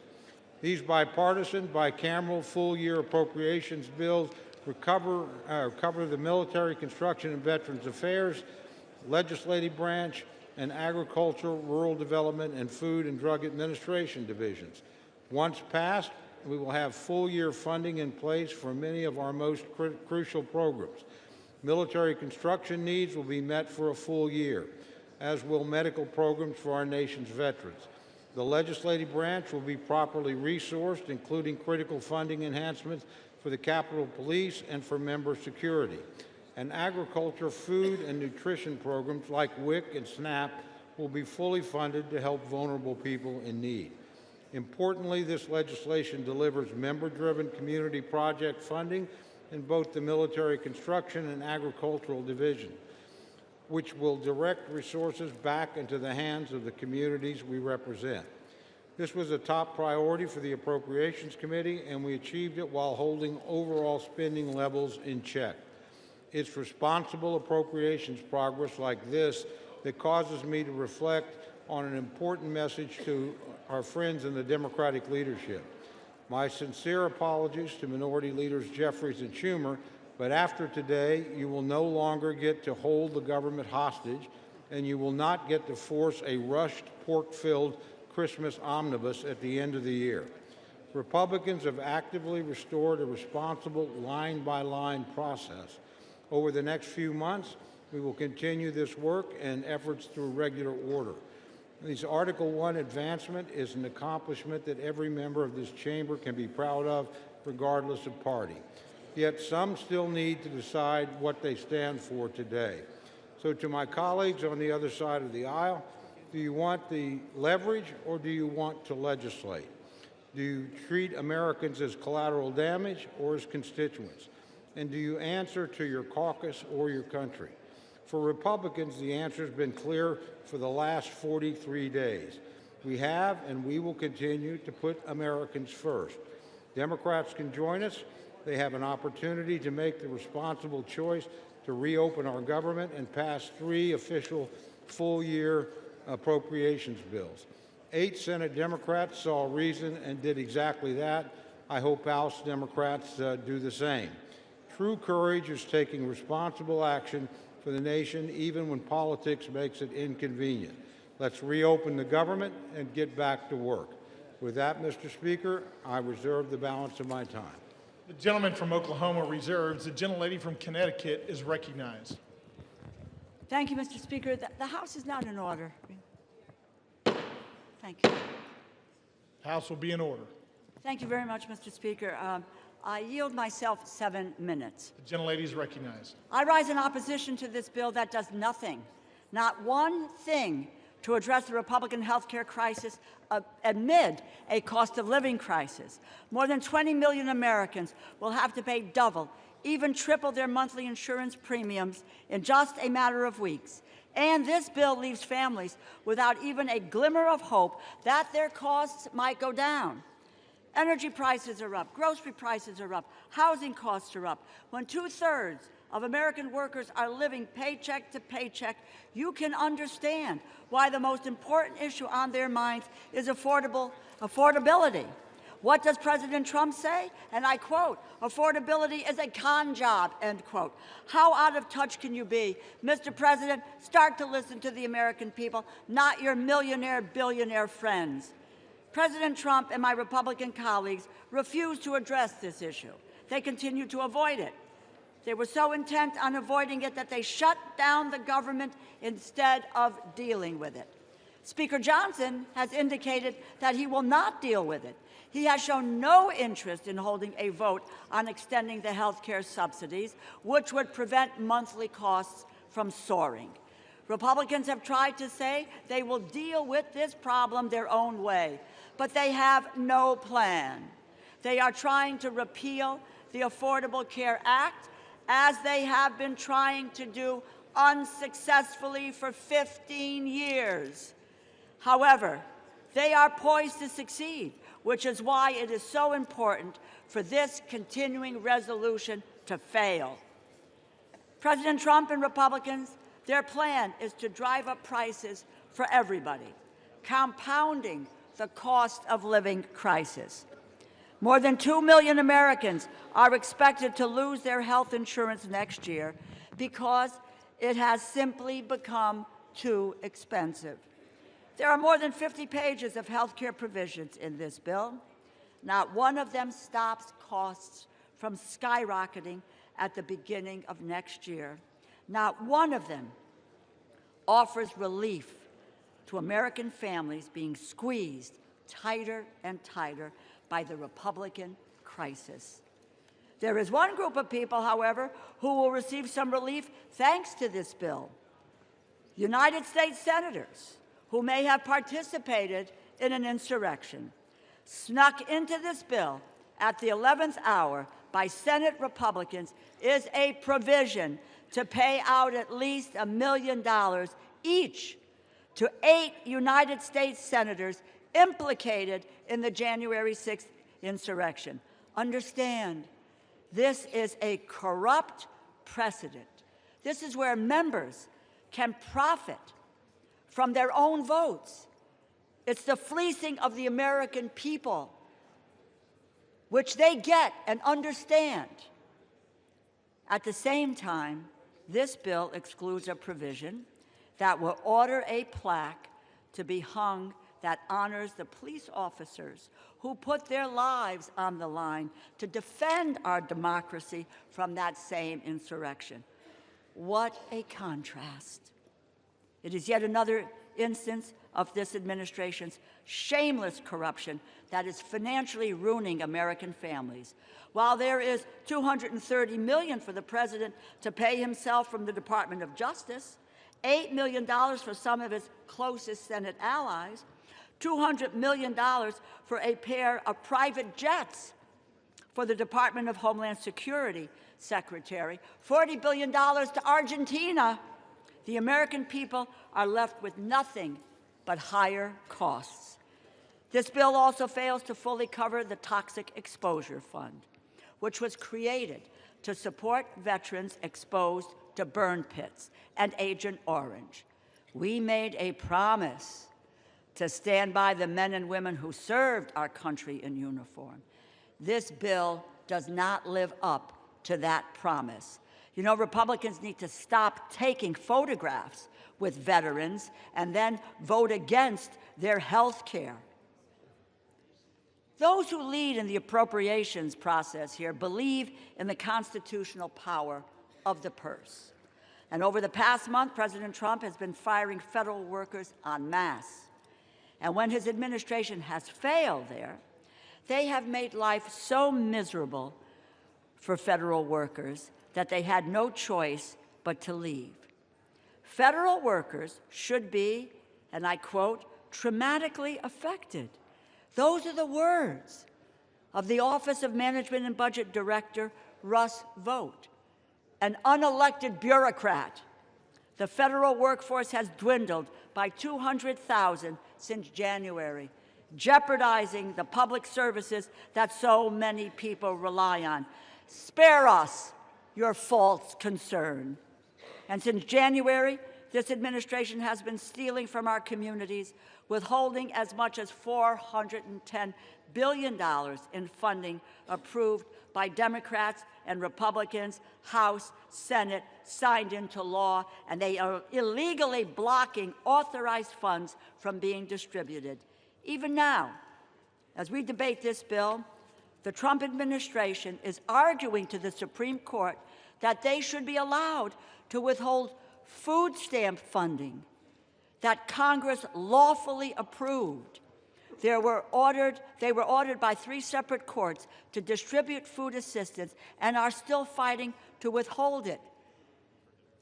It is not connected to opening this government. They have the money. They have it now for food stamps. They just refuse to use it. Imagine using food as a political weapon, unspeakable and immoral. It seems like their only plan is to strip children of food assistance while kicking their parents off their health insurance. They have demonstrated that that is who they are. These are their true colors. You cannot expect Democrats to go along with any bipartisan funding deal if that agreement can be undone with a party line vote. Congress must assert its authority over the power of the purse. I encourage my colleagues to vote no, and I reserve the balance of my time. The gentlelady reserves. The gentleman from Oklahoma is recognized. Thank you, Mr. Speaker. Mr. Speaker, I yield 1 minute to our distinguished majority leader, the gentleman from Louisiana, Mr. Scalise. The gentleman from Louisiana is recognized for 1 minute. Thank you, Mr. Speaker, and thank my friend, the Chairman of the Appropriations, Mr. Cole from Oklahoma, for not only yielding, but for bringing this important bill to the floor. Our appropriators worked tirelessly to negotiate a multi-bill package that is part of this bill to reopen the government. And we never should have been here, Mr. Speaker. We tried as Republicans over a month ago to prevent a government shutdown. We had a vote here on the House floor. 99% of Republicans voted to keep the government open, and 99% of Democrats voted to shut it down. And then that bill went over to the Senate, and we watched for 42 days, where time and time again, Democrats, just to appease their most radical base, continued to vote in unison to shut the government down. And during that shutdown, we saw millions of families experience pain, Mr. Speaker, pain and suffering that Democrats themselves acknowledged that they imposed on the American people. But they said over and over again, we have quote after quote from Democrats during the shutdown, that they needed to impose the suffering to get leverage, Mr. Speaker, to use the American people as pawns to get leverage. For what? For what? They ultimately filed an alternative bill, a $1.5 trillion mad spending spree that included things like $200 billion of taxpayer funding for illegals to get taxpayer benefits, while they gutted the $50 billion rural health care fund that we put in place in the Working Families Tax Cut. So, Mr. Speaker, anybody who comes up here and says they care about health care, they were also advocating to gut the $50 billion rural health care fund to provide $200 billion in taxpayer-funded health care benefits for illegals. It's insanity. And if you really want to look at where this all began, as some on the other side, Democrats, want to talk about a health care crisis, the health care law of the land is what many refer to as Obamacare. But let's remember the original name that Democrats gave that bill when they created it. They called it the Affordable Care Act. The Affordable Care Act. Only Democrats voted for it. Republicans knew it was going to be anything but affordable. It was going to interfere with the doctor-patient relationship, and unfortunately it's done that. But if you want to talk about affordable, and maybe the only other bill that's more laughable in its name is the Inflation Reduction Act. Yeah, that's another product brought to you by Democrat-only votes. The Inflation Reduction Act, which ushered in the inflation under Joe Biden that we're still trying to shake today. But the Affordable Care Act, Mr. Speaker, since it started, Americans have seen over 80% increases in their health care costs because of a Democrat-created bill that they want to now blame on Republicans. I understand why they would want to try to now pawn that off on somebody else. But then if you look over time, during COVID, they created a temporary relief fund, not to individuals, Mr. Speaker, but to insurance companies. Democrats created a temporary, they called it temporary in the law, temporary COVID relief tax credit to insurance companies to bail out big insurance companies who are seeing record profits, and that's now what they want Republicans to renew. A insurance company bailout that Democrats created to be temporary. They set it up to expire. And now they're saying that the world's going to end if that insurance company bailout doesn't get renewed. While at the same time, when we as Republicans worked to actually lower premiums for families, they fought it every step of the way. That's right. We had a bill that we passed through this House just a few months ago in the Working Families Tax Credit. Part of that bill was called the cost share reduction, was scored by the CBO to lower premiums for families by over 12%. And what happened? It gets over, and by the way, every Democrat voted against that too, because they've never cared about lowering premiums. Then that bill gets over to the Senate. Senate Democrats worked overtime to get that provision removed. And if you go look at Senate Democrat Budget Committee website, they still brag that they removed that provision that would have lowered premiums for families. So, absolutely, Republicans have worked and will continue, by the way, to work to lower premiums for families, but make no mistake, the high premiums that everybody faces today are a result of the inaptly named Affordable Care Act and the many failures associated with it. But this bill today is about ending the misery Democrats created on families. That is just about funding the government, not about solving other problems that we should be working to solve, but about getting the government back open while not holding the American people hostage. And that, Mr. Speaker, is what has disgusted the American people most during this shutdown. That should have never happened, but it's that it has caused real suffering for American families. Our men and women in uniform that had to wonder whether or not they're going to get paid. Air traffic controllers who already had a highly stressful job and then had to show up for work without getting paid. Multiple paychecks missed. Now you're seeing, because a lot of those air traffic controllers have to go work jobs as Uber drivers. They aren't even being able to show up for work because they still have bills due, their rent's due. They're trying to put food on their table, and Democrats want to vote no tonight to keep denying them food. The 42 million SNAP recipients, those people that are low income that need those food benefits, if you vote no today, you are voting to deny those 42 million low-income families basic food needs. Don't talk about how much you care about low-income people and vote no tonight to deny them food, basic services, basic things that American families need who shouldn't be part of the leverage Democrats want to show their radical base that they're fighting Donald Trump because they're upset with the results of the election from November. It is time to end this madness, Mr. Speaker. Let's get this government back open. Let's go negotiate our differences, which are many, but let's do it while not continuing to hold the American people hostage. I urge my Democrat colleagues who have voted relentlessly to shut this government down and to impose this suffering on the American people to stop. Stop imposing the suffering. Let's open the government. Let's get back to the work of the American people. I yield back the balance of my time. The gentleman from Louisiana yields back. Does the gentleman from Oklahoma reserve? I do, Mr. Speaker. The gentleman reserves. The gentlelady from Connecticut is recognized. I remind the Majority Leader that a 60-year-old couple earning $82,800 per year, annual premiums will rise by over $17,000, a 255% increase. It now gives me great pleasure to yield 3 minutes to the gentleman from Georgia, the distinguished ranking member of the Agricultural and Rural Development Subcommittee, Mr. Bishop. The gentleman from Georgia is recognized for 3 minutes. Thank you, Ranking Member DeLauro.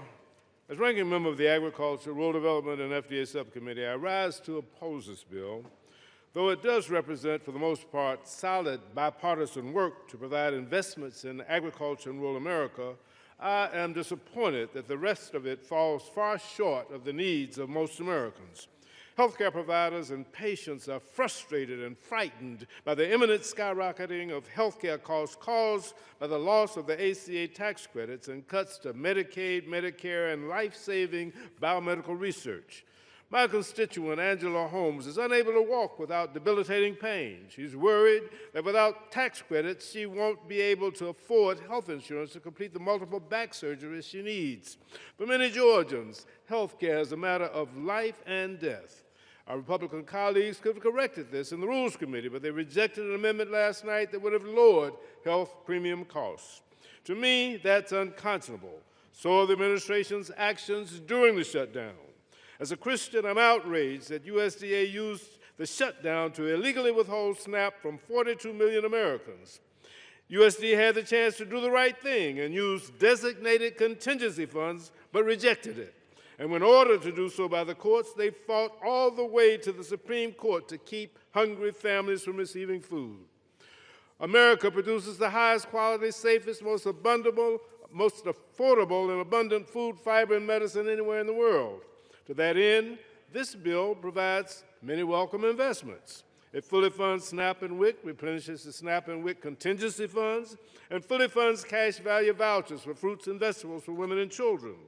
It also helps rural America by providing $1 billion in single-family direct home loans, $120 million over the House level, and funding water and wastewater programs at $446 million, both issues that Democrats tried to address in full committee. The bill provides $1.8 billion for the Agricultural Research Service, $1.6 billion for NIFA, protecting farmers, small businesses, and families against President Trump's budget request to eliminate land-grant university research and extension activities across the country.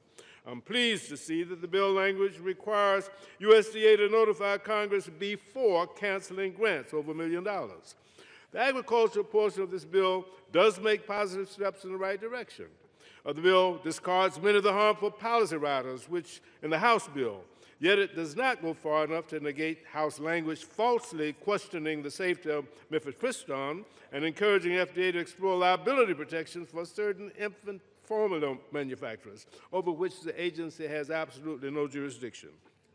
And while the overall funding package may reopen the government for a month or two, this bill does not address the breach of trust this administration has demonstrated since January. They fail to follow the law, and we cannot trust that they will even execute this bill if we vote on it today. The gentleman's time has expired. They have 15 seconds. 15 seconds. The gentleman is recognized for an additional 15 seconds. They fail to follow the law, and we can't trust that they'll execute the law. They cut SNAP by 20% in the big ugly bill this summer, dismantling funded federal programs, fired federal workers, and illegally ignored court orders. This bill fails to address the health care crisis, and bipartisan outrage has erupted over language in the bill to pay millions of dollars of taxpayer dollars to a handful of senators whose phone records were subpoenaed in relation to the January 6th investigation. It's a bad bill. The gentleman's time has expired. The gentleman yields back. Does the gentlelady from Connecticut reserve? The gentlelady reserves. The gentleman from Oklahoma is recognized. Thank you, Mr. Speaker. Mr. Speaker, I recognize yield 2 minutes to my very good friend, distinguished gentleman from Texas and distinguished chairman of the Military Construction and Veterans Subcommittee of the Appropriations Committee, Mr. Carter. The gentleman from Texas is recognized for 2 minutes. Thank you, Mr. Speaker, and I want to thank my longtime friend, colleague, and the chairman of the Appropriations Committee, Mr. Cole, for yielding me the time. I rise in support of H.R. 5371 and look forward to reopening the government. The shutdown has gone on long enough, and it's time to end it. Yesterday was Veterans Day, and it's a timely reminder of the commitment our armed forces personnel have made and the responsibility that we have to take care of those who serve our nation. Military Construction and Veteran Affairs component of the legislation meets that goal. The legislation includes $133.3 billion for the Department of Veterans Affairs, including $113.8 billion for discretionary funding for the VA medical care. It includes critical funding for Medicare, medical health services, telehealth services, veterans homelessness programs, medical research programs, and rural health initiatives. It invests in information technology, including robust investments in VA electronic health record modernization. Fully funds all mandatory veterans benefits, including veterans disability compensation programs, education benefits, and vocational rehabilitation and employment training. Nearly $20 billion for the Department of Defense military construction programs. This amount funds nearly 300 projects at military bases around Yield the the world. gentleman an additional 15 seconds, Mr. Speaker. The gentleman has an additional 15 seconds. It includes $3 billion to improve and maintain housing for service members, provides requested resources for the American Battle Monuments, Armed Forces Retirement Home, and operations of Arlington Cemetery. I want to thank Mr. Cole for his endless work to get us to this point. The gentleman's and time I urge has my expired. colleagues to join me in supporting the bill. And I yield back. The gentleman yields back. Does the gentleman from Oklahoma reserve? The gentleman reserves. The gentlelady from Connecticut is recognized. Mr. Speaker, I yield 3 minutes to the gentlewoman from Florida, the distinguished ranking member of the Military Construction and Veterans Affairs Subcommittee, Ms. Wasserman Schultz. The gentlelady from Florida is recognized for 3 minutes. Thank you, Mr. Speaker, and I thank the gentlewoman for yielding. I rise to oppose this slush fund for senators bill that will force health care costs to explode for millions of Americans. In fact, this legislation guarantees only 2 things. Republican senators suspected of helping Trump try to steal an election will get a whole lot richer, and life will get more expensive for everyone else. That's because this bill adds rocket fuel to Republicans' larger assault on Americans' access to quality, affordable health care. Remember, Mr. Speaker, Republicans already slashed $1 trillion from Medicaid, $500 billion from Medicare, and let Trump steal billions in medical research. But with this bill, Republicans dump massive health care price hikes on struggling Americans. Millions will be priced out of any coverage at all, which will drive coverage costs up and health services down for all of us. It's a health budget nightmare for America's families and a slush fund lottery win for 8 Republican senators. Because the one thing that we can all agree on, unless you're Jeffrey Epstein's best friend in the White House, is that the cost of living is out of control. Rent, home insurance, and electric bills are all soaring. The cost of beef, coffee, and vegetables just keep climbing. People are really struggling to get by. Yet Donald Trump continues to block SNAP benefits to 42 million struggling seniors, patients, and veterans. How anyone could swipe food from the plates of nearly 20 million children like that is simply disgusting, but that same moral bankruptcy is embedded in this bill. This bill unleashes huge health insurance hikes on 203,000 people in my district alone, and 82,000 people will lose coverage altogether due to the impact of the big ugly law and soaring ACA prices. Worse, this bill also reneges on our commitment to veterans. As the ranking member of the Military Construction and Veterans Affairs Appropriations Subcommittee, I take our promises to veterans personally and seriously. Just this summer, I secured bipartisan support for my amendment to restore $51.7 billion in advance funding for the Toxic Exposures Fund. This is funding, mind you, that President Trump sought in his budget. Yet as Republicans slipped a slush fund for senators into this bill, they gutted a critical funding protection for veterans. Just so we're all clear, average Americans will see their kitchen table budget blow up from the health coverage price hikes, and veterans will see their future health care funding for toxic exposures put in jeopardy. Also, billionaires can keep getting huge tax breaks. It's hard to pick between the worst moral outrages behind this bill. Was it covering up for Epstein's best friend for nearly 2 months, just so Republicans could vacation and avoid negotiating a better health care plan for our struggling families? Or is it the slush fund that personally enriches Republican senators and will haunt everyone who votes for this bill? Well, House Democrats will oppose this partisan spending bill that guts America's health care, and we'll keep fighting to extend health care tax credits. Donald Trump and Republicans broke their promise to lower costs, and this bill certainly cements that betrayal. But Democrats will stand by our promise to lower costs, and we'll make sure every American knows Republicans are responsible for this devastating health care crisis. Gentlelady's time has yield expired. back. The gentlelady yields back. The gentlelady from Connecticut reserves. The gentleman from Oklahoma is recognized. Thank you very much, Mr. Speaker. Mr. Speaker, I yield 2 minutes to my very good friend, distinguished chairman of the Agriculture Subcommittee of the Committee on Appropriation, Dr. Harris of Maryland. The gentleman from Maryland is recognized for 2 minutes. Mr. Speaker, I rise today in support of Senate amendment to H.R. 5371, which will finally put an end to the Democrat-led government shutdown. Millions of Americans have suffered because they refuse to reopen the government, harming those who depend on SNAP benefits, federal workers, Border Patrol agents, and our troops who are uncertain about their next paycheck. This legislation extends government funding to the end of January 2026, thereby blocking attempts to force a budget-busting omnibus at the last minute before Christmas. It also includes the FY 2026 Agriculture, Rural Development, and Food and Drug Administration Appropriations Act.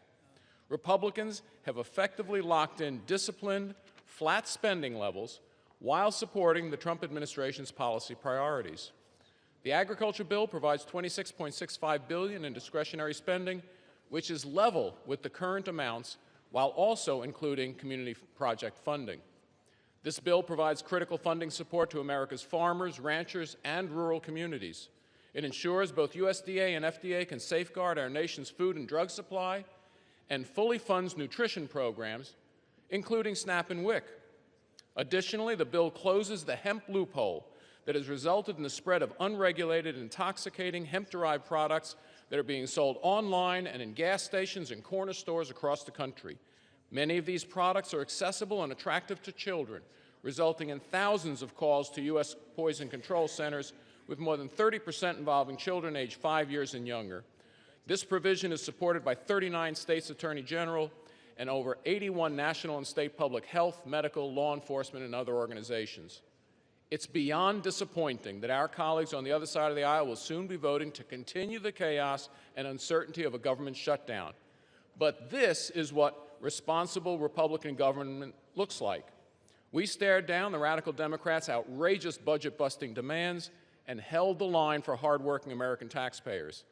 I want to thank Appropriations Chairman Cole for his leadership, strongly encourage my colleagues to support this legislation. Mr. Chair, I yield back time. The gentleman from Maryland yields back. Does the gentleman from Oklahoma reserve? The gentleman reserves. The gentlelady from Connecticut is recognized. Mr. Speaker, I yield 3 minutes to the gentleman from New York, the distinguished ranking member of the Legislative Branch Subcommittee, Mr. Espaillat. The gentleman from New York is recognized for 3 minutes. Thank you, Mr. Speaker. I rise today in strong opposition to the Senate's amendment to H.R. 5371 because once again, the Senate has put other interests ahead of those of the American people. Today's backroom deal does nothing to stop 20 million Americans that will see their health care premiums double or triple. And it does absolutely nothing to stop provisions in the reconciliation package that will strip 50 million people of the Medicaid coverage. These cuts will have a resounding impact for individuals and the healthcare industry and economy as a whole. Safety net hospitals like Montefiore in my district and federally funded clinics like Borinque in East Harlem face having to eliminate services or completely close. Families, seniors, and children who go to these clinics and hospitals cannot afford to lose health care coverage.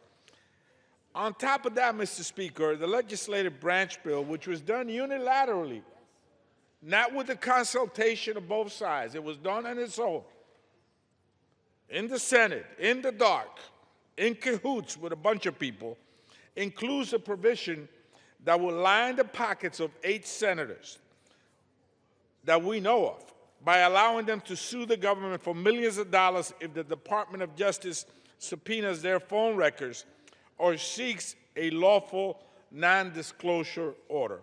While families in my district are stretching every single dollar just to pay for food and rent, senators want a personal payout if law enforcement dares to hold them accountable.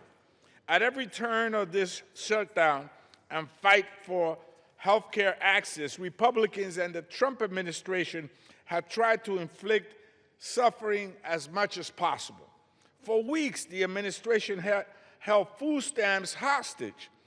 And even when some states comply with a court ruling to release full benefits, the president demanded that they be clawed back. Even when governors stepped up and said, we don't want people to go hungry, they ran to court, Mr. Speaker, to take $6.20 away from poor people. Who does that? Explain that to me. Who takes $6.20 away from a single mom or a hungry senior? That's the state of America today. Unbelievable. And here we are to vote on this. I will be casting my vote as a no. In fact, it will be a hell no tonight.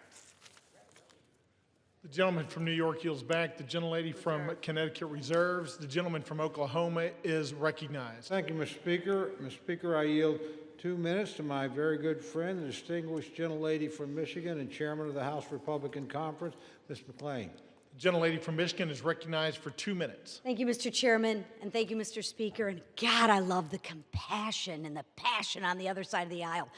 You know, we're worried about taking money out of families. Well, you know what? Y'all can do the right thing and vote yes. If not, you're the ones that are taking money from needy families, not us, because yes means yes, we want to feed the families. We want to have SNAP programs. No means we don't fund those programs. See how simple that is? But keep on with the rhetoric. I mean, it's cute, but the American people don't buy it. So, I mean, listen, for the past 40 days, Democrats have inflicted needless pain on hardworking Americans. They stranded millions of travelers. They denied food assistance for hungry families. And how did they do that? When you vote no to continue funding, that means you deny food stamps for hungry families. No means no, you don't want to pay them.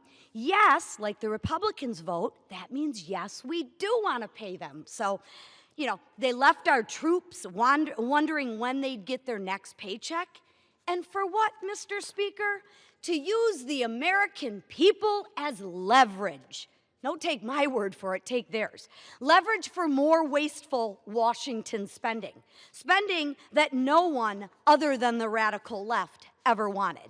And to remind the American people, they wanted $1.5 trillion of their hard-earned tax dollars. But what did they get in return? They got nothing.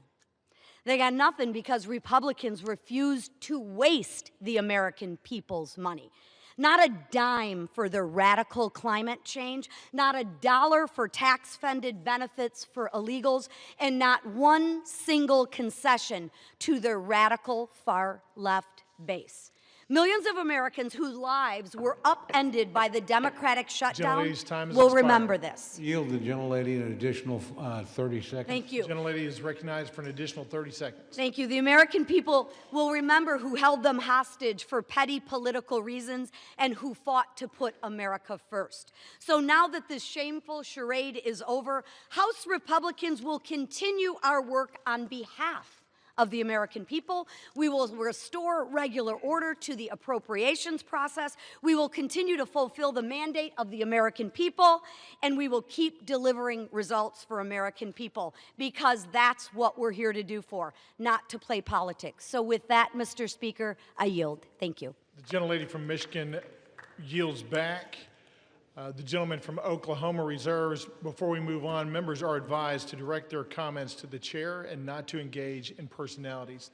The gentlelady from Connecticut is recognized. Thank you, Mr. Speaker. I have the greatest honor, really, to yield time, 2 minutes time, to the gentlewoman from California, the distinguished Speaker Emerita, Ms. Pelosi, and I might add, probably the epitome of the best speaker that this nation has ever had, in addition to which millions of Americans have health care coverage through the Affordable Care Act because of Speaker Pelosi, and she's also Italian-American. Thank you. I yield. And a grandmother. The gentlelady from California is recognized. Thank you, Mr. Speaker. I thank the gentlewoman for yielding, Madam Chair, and once and future chair of the Appropriations Committee, and thank her for her leadership and her kind words. I take heed, Mr. Speaker, of your comment to address my remarks to you and not to your colleagues. So I can say to you, and perhaps you can tell them, either they don't know what they're talking about or they don't care about meeting the needs of the American people. Did any one of them vote? Did any one of them vote to eliminate a need for a pre-existing condition in health care? Not one of them. Did any one of them vote to say if your children get to be 26, until they're 26 years old, they have access to your policy? Not one of them. Did any of them vote to eliminate, bring a woman as being a pre-existing medical condition? Not one of them. The list goes on and on. Do any one of them vote for the Affordable Care Act, which, Mr. Speaker, you can tell them, was paid for? And then later, when we decided that we could extend the tax credits further so more people could have more access to care, did anyone vote for that? No. So all they have done is try to eliminate access to health care in our country. The public is catching on to them. You might tell them if a woman is born with a child that has a heart condition, she's out of luck with what they are proposing. If a father gets a stroke, forget about it. If you have a sibling with a disability, they don't care. And if your wife has breast cancer, you've got big bills to pay because they want to take away health care, whether it's Medicaid to tens of millions of people, $500 billion from Medicare for seniors and people with disabilities, millions of dollars added to the cost for families for access to the Affordable Care Act. The list goes on and on. Either they don't know or they don't care. I'll say one more thing as a grandmother and a mother. How about the President of the United States on Halloween night having a Halloween party? And saying to the Supreme Court, please don't make me feed the children or the poor people in our country. Going to the Supreme Court for that means cruelty is not even comes close to the word that is needed for that kind of behavior. The worst president for children America has ever seen. I yield back. The gentlelady from California yields back. The gentlelady from Connecticut reserves. The gentleman from Oklahoma is recognized. Thank you, Mr. Speaker. Mr. Speaker, I yield 2 minutes to my very good friend, distinguished gentleman from West Virginia and member of the Legislative Branch Subcommittee and Committee of Appropriations, Mr. Moore. The gentleman from West Virginia is recognized for 2 minutes. Thank you, Mr. Speaker. I rise today to support the Senate amendment to H.R. 5371, which includes full funding for the legislative branch. I'm honored to serve as the vice chairman of the Legislative Branch Subcommittee, and I'm grateful to Chairman Valadao for his leadership on that committee. It has been a long road to bring this bill to the floor, a road that was made significantly longer by totally unnecessary Schumer shutdown that we've been living in. The bill before us not only reopens the entire government, but ensures that the House and its supporting agencies remain working for the American people. The bill invests in safety and security. It increases funding for the Capitol Police, provides support for security programs through the House Sergeant at Arms, and is tough on foreign adversaries, including language I wrote, preventing the purchase of technology tied to the Chinese Communist Party. I want to thank Chairman Cole for his leadership and Ranking Member Espaillat and our subcommittee members and their staff and our staff and their work. And I urge my colleagues to vote yes. I yield back. The gentleman from West Virginia yields back. The gentleman from Oklahoma reserves. The gentlelady from Connecticut is recognized. Mr. Speaker, I yield 1 minute to the gentlewoman from Ohio, the distinguished ranking member of the Energy and Water Subcommittee, Ms. Capter. The gentlelady from Ohio is recognized for 1 minute. I thank the ranking member for yielding, Congresswoman DeLauro. Congress today should vote for affordable health insurance for Americans and reduce its rising costs. Instead, in the dead of night, 8 Senate Republicans slipped into this bill a payola for themselves, literally raking millions of dollars to themselves. This payola, it's called corruption. Corruption. Millions of taxpayer dollars now are slated for Senators Graham, Hagerty, Hawley, Sullivan, Tuberville, Johnson, Loomis, and Blackburn.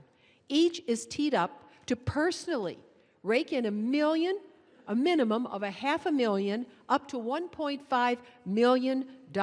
Meanwhile, the American people need more affordable health insurance, but these senators, with their House allies, are lining their own pockets. I say no more tax breaks to billionaires and no payoffs to U.S. senators. This is what happens when power serves itself instead of the people.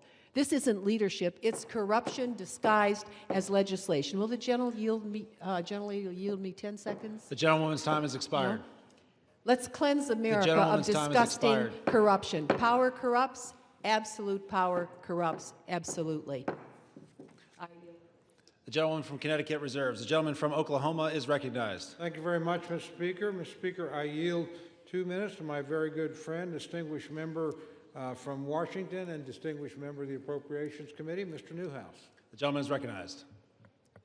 Thank you, Mr. Cole, for yielding the time. Mr. Speaker, over 40 days after the Senate Democrats shut down the federal government, we are finally reopening. The result of the shutdown has been thousands of employee furloughs, major disruptions to our air travel, service members going without pay, delayed food assistance for low-income individuals and families, and much, much more. Mr. Speaker, as a member of the House Appropriations Committee, the responsibility of funding the federal government is one that I take very seriously, especially in light of our nation's debt surpassing $38 trillion. The performative tactics that we have watched over the last 7 weeks have truly been a disservice to Americans. And my friends across the aisle should never have put leverage or politics over those people that they represent.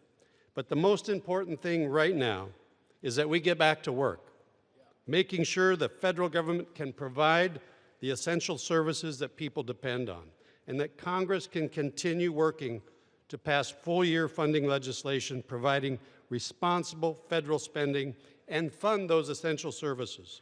Mr. Speaker, we are making significant progress with the inclusion of these 3 appropriation bills, but our work is far from over.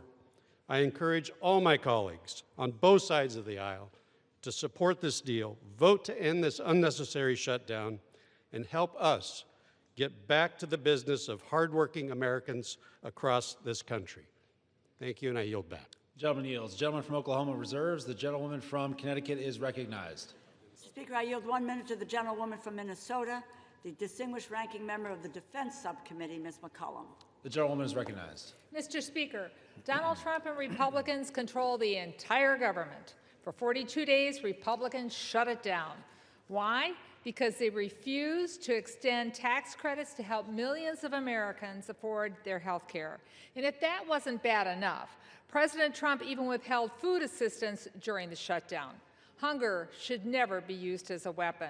The CR continues the Republican health care crisis. The Speaker's already said he won't hold a vote to extend the Affordable Care Act tax credits to reduce health care costs for Americans. So now my constituents are going to have to choose between heating their homes, feeding their families, or taking their children to the doctor. It's a terrible deal for the American people. Americans deserve an open and transparent government that works for them. They deserve access to affordable health care, nutritious food for their families. And that's what Democrats are fighting for. I wish the President and the Republicans would join us in this fight and share our priorities. I yield back. The gentlewoman from Connecticut reserves. The gentleman from Oklahoma is recognized. Thank you very much, Mr. Speaker. I yield 1 minute to my very good friend, the gentleman from Missouri and member of the Appropriations Committee, Mr. Alford. The gentleman is recognized. Well, thank you, Chairman Cole, for your leadership. Mr. Speaker, in the words of Yogi Berra, this seems like deja vu all over again. 59 days ago, I stood at this very lectern debating the ranking member and a friend of mine over the continuing resolution to keep our government open. On September 19th, we did our work in this body, but Senate Democrats chose to hold America hostage with the Schumer shutdown. Democrats in Congress, including the minority whip, shamefully admitted they were using the misery they inflicted on the American people as leverage to achieve their leftist wish list of demands, slowly twisting the heads of the American people in a vice. Tonight, I'm relieved to say the misery of the Schumer shutdown is on our doorstep.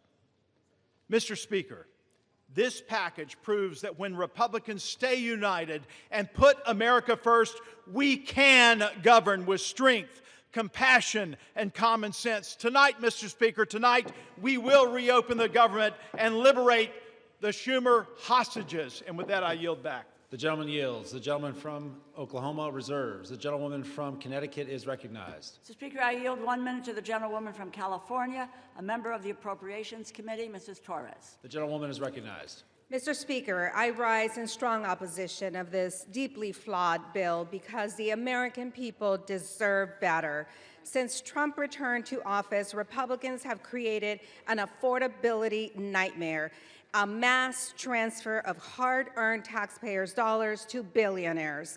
In my district alone, more than 350,000 people are facing skyrocketing health care costs or cuts to critical services.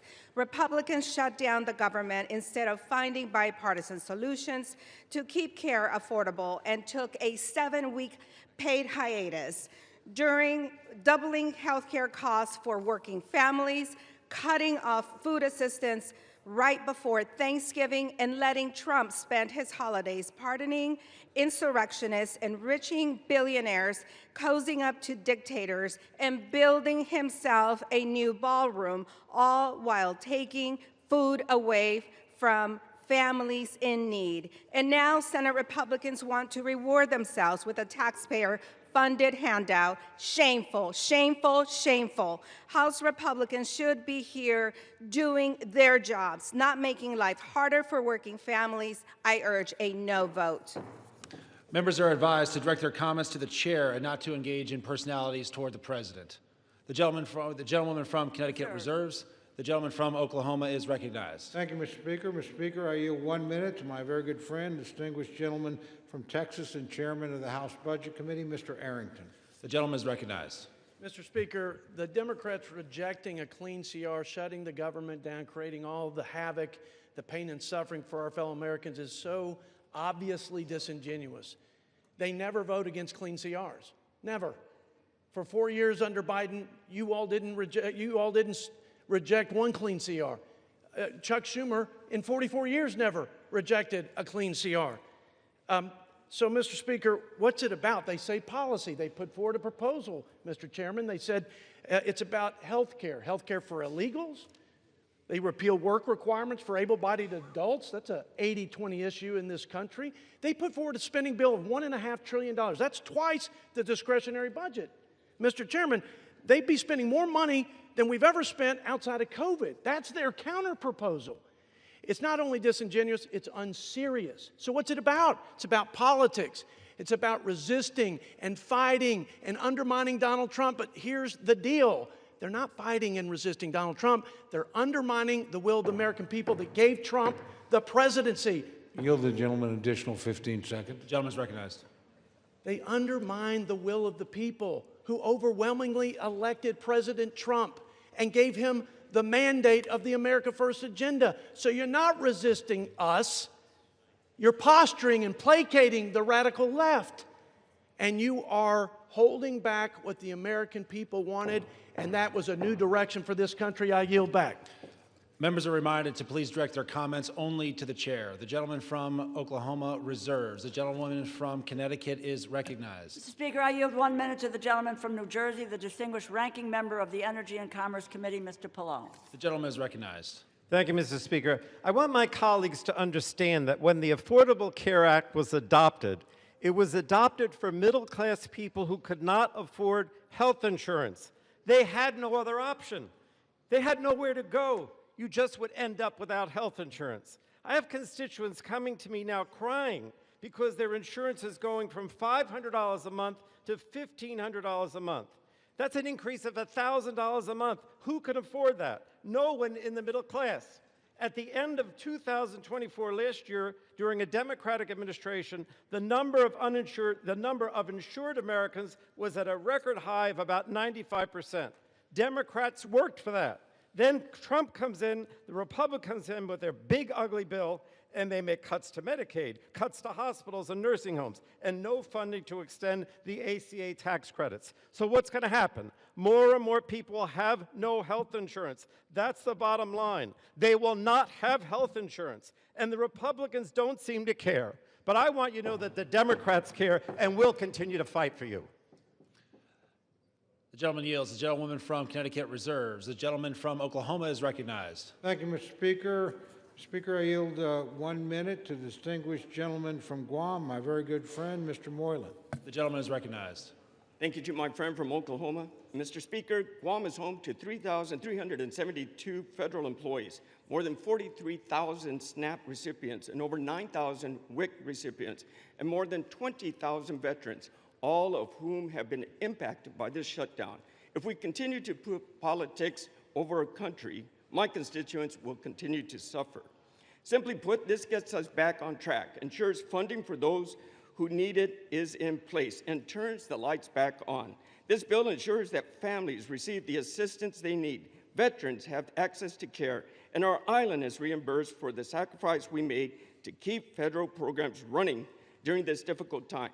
I urge my colleagues to support this bill and to deliver for American people. The time for deliberation is when the government is open and people have the assistance they need. I reserve. The gentleman yields. The gentleman from Oklahoma reserves. The gentlewoman from Connecticut is recognized. Mr. Speaker, I yield 1 minute to the gentleman from Massachusetts, the distinguished ranking member of the Ways and Means Committee, Mr. Neal. The gentleman is recognized. Thank the gentlelady. Mr. Speaker, the destruction that is taking place in America's healthcare system during these 10 months is unbelievable. They've eviscerated the National Institutes of Health. They've cut back on the Centers for Disease Control, billions of dollars from Medicaid for a tax cut for the wealthy.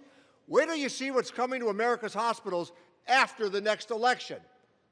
It's so contrived they waited until after the election to implement it. 24 million people are likely to lose health insurance if we don't implement these tax credits as suggested.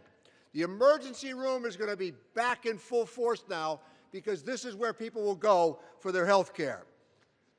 All of this is taking place to justify a tax cut for people at the very top. And here's the real kicker. Our Republican colleagues of fiscal probity borrowed the money for the tax cuts. In 2017, it's $2.4 trillion. In the last tax bill, almost $4 trillion is borrowed for a tax cut for wealthy people. Whatever happened to the fiscal soundness that the Republican Party used to lecture everybody on? And I yield back the balance of my time. The gentleman yields. The gentlewoman from Connecticut reserves. The gentleman from Oklahoma is recognized. Thank you very much, Mr. Speaker. Mr. Speaker, I yield 1 minute to my very good friend, the distinguished gentleman from Pennsylvania, Mr. Muser. The gentleman is recognized. I thank Chairman Cole for his leadership. Mr. Speaker, if this were a library, we would have the fiction side over there and the nonfiction side over here. The only thing that's not fiction, however, is their consistent criticism of the health care system known as Obamacare that they created. That's what this fight seems to be about. And that's the one end of things that is truthful. Today, Mr. Speaker, after 6 weeks of no pain, or excuse me, lots of pain and no gain, they're going to vote again to keep the government closed. They're going to vote again. They're whipping their votes so they would not be paying federal workers. They won't be funding essential programs like SNAP and undo the chaos at our airports. Okay, I spent the last 43 days in my district talking with these groups, talking with SNAP, talking with Head Start, seeing their pain, realizing it, understanding it. Some of my colleagues did the same, but shockingly, they're still going to vote to keep the government closed and keep this funding from being delivered. It's time to fix the damage the Democrats have caused. With this vote tonight, Republicans will restore SNAP payments. We'll get TSA and air traffic control. Yield the gentleman an additional 15 seconds. And you know what, thank you, Chairman. And you know what, Mr. Speaker? Yesterday was Veterans Day. Veterans didn't fight for the red. They didn't fight for the blue. They fought for the red, white, and blue. Maybe tonight we can follow their example. I yield back. The gentleman yields. The gentleman from Oklahoma reserves. The gentlewoman from Connecticut is recognized. Mr. Speaker, I yield 1 minute to the gentlewoman from Washington, Ms. Del Bene. The gentlewoman is recognized. Thank you, Mr. Speaker. This bill fails to address the fundamental needs of families across our country. Americans have made it crystal clear that affordability is their #1 concern. President Trump and Republicans promised to lower costs on day one, and that's been one big broken promise. Healthcare premiums are skyrocketing because Republicans refuse to extend the ACA tax credits, causing healthcare costs to go up for everyone. Over 4 million people will be forced off their coverage next year because it's too expensive. This is on top of soaring prices for food, energy, and housing. It's unacceptable for the wealthiest nation in the world. Republicans who say they support affordable health care should be standing up for their constituents rather than following in line behind President Trump. I'm going to keep fighting for affordable health care and lower costs. The American people deserve better. I yield back. The gentlewoman yields. The gentlewoman from Connecticut reserves. The gentleman from Oklahoma is recognized. Thank you very much, Mr. Speaker. Mr. Speaker, I yield 90 seconds to my very good friend, the distinguished gentleman from Texas, Mr. Gooden. The gentleman is recognized. Thank you, Mr. Speaker. Throughout this sham and shame of a shutdown, we've heard so many lies from the Democrats. And over the last 45 days, and especially the last 45 minutes, I've heard them say this is an evil bill. Republicans don't care about the disabled. Trump is the worst president in history for children. They've said that Republicans are to blame for the fentanyl crisis. Republicans shouldn't take photos with veterans. January 6th, of course they mentioned that. Republicans are corrupt, and they've said that Republicans are starving kids. What they haven't said is the one thing that this bill does, which is open up the government. Not one Democrat is getting up here saying this bill opens the government. So let me remind them and my colleagues and the American people, this bill opens the government tonight.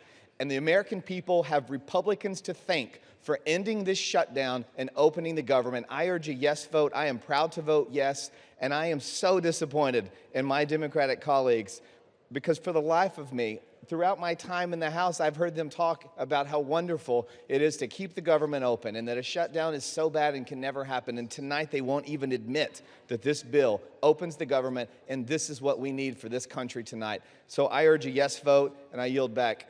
The gentleman yields. The gentleman from Oklahoma reserves. The gentlewoman from Connecticut is recognized. Mr. Speaker, I yield 1 minute to the gentlewoman from California, Ms. Barragan. The gentlewoman is recognized. Thank you, Mr. Speaker. I oppose the Republican spending bill that makes health care more expensive for hardworking Americans. While Republicans were on their 7-week-plus vacation, all our constituents were receiving notices of premium increases. A constituent of mine, a lifelong educator, has been told that her premiums will jump from $383 to nearly $1,000. Meanwhile, Trump and Republicans can find money for a fancy ballroom. They can give tax breaks to billionaires, and they even included millions of dollars in cash payouts in this bill for 8 Republican senators. If anyone else in government gave themselves millions in taxpayer money, they would go to prison. But for Americans trying to afford health care, not $1 in tax credits. House Democrats are united against this corrupt bill and will keep fighting to protect America's health care. I urge my colleagues to reject this bill. I yield back. The gentlewoman yields. The gentlewoman from Connecticut reserves.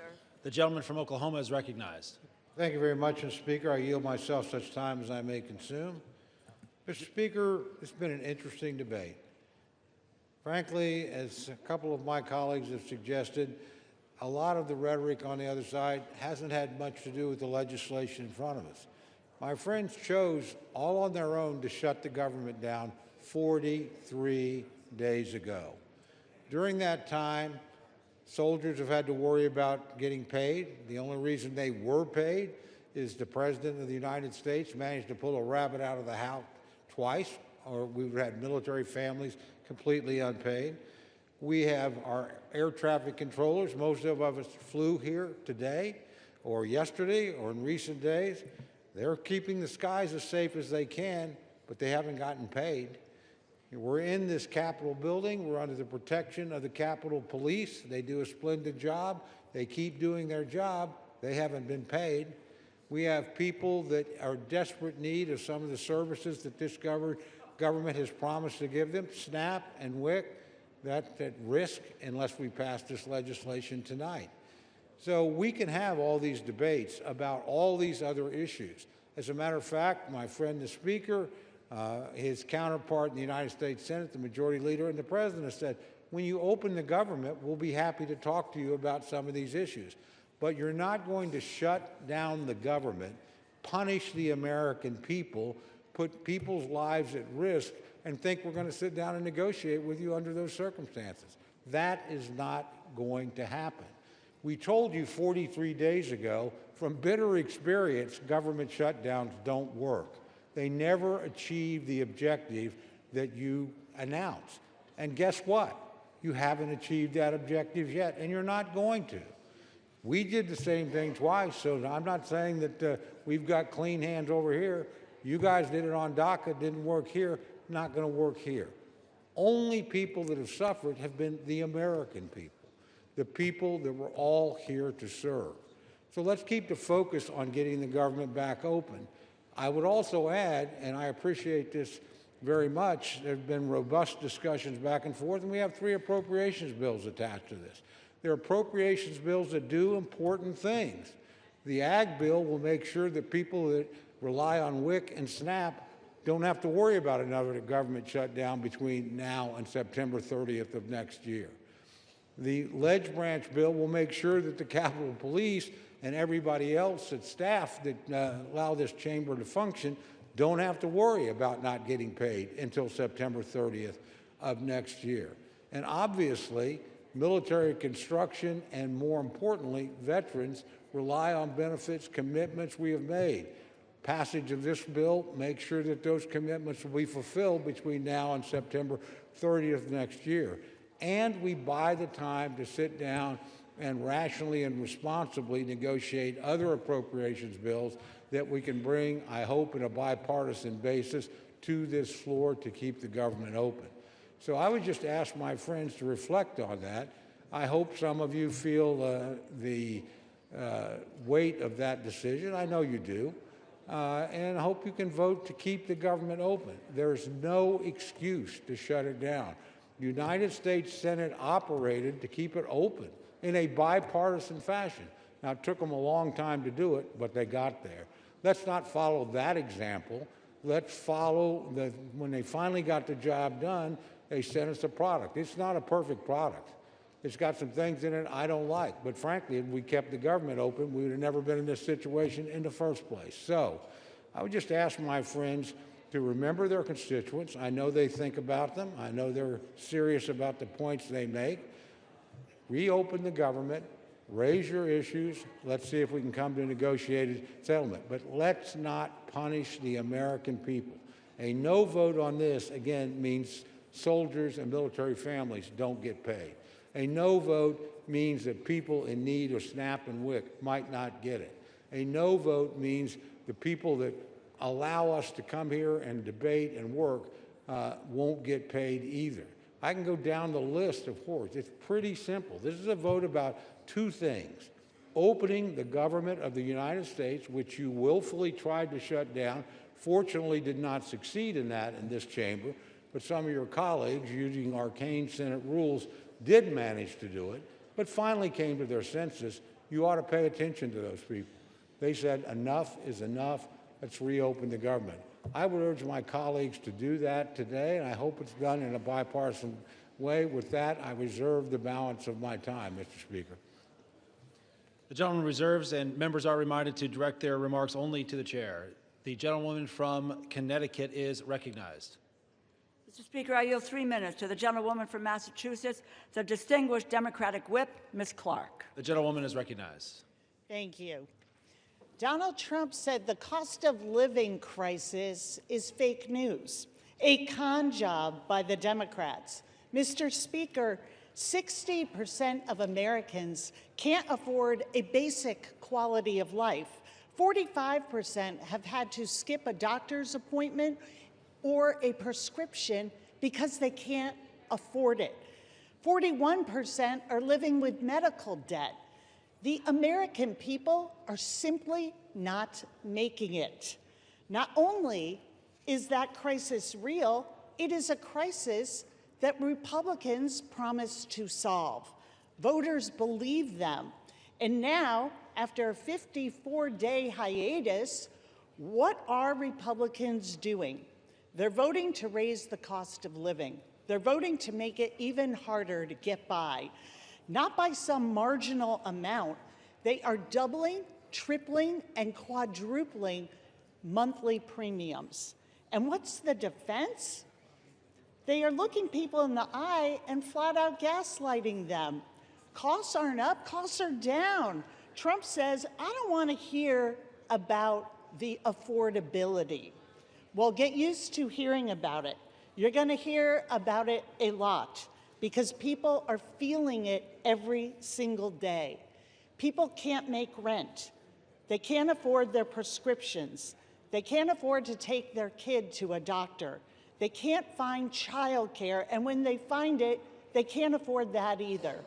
Grocery and utility bills are spiking.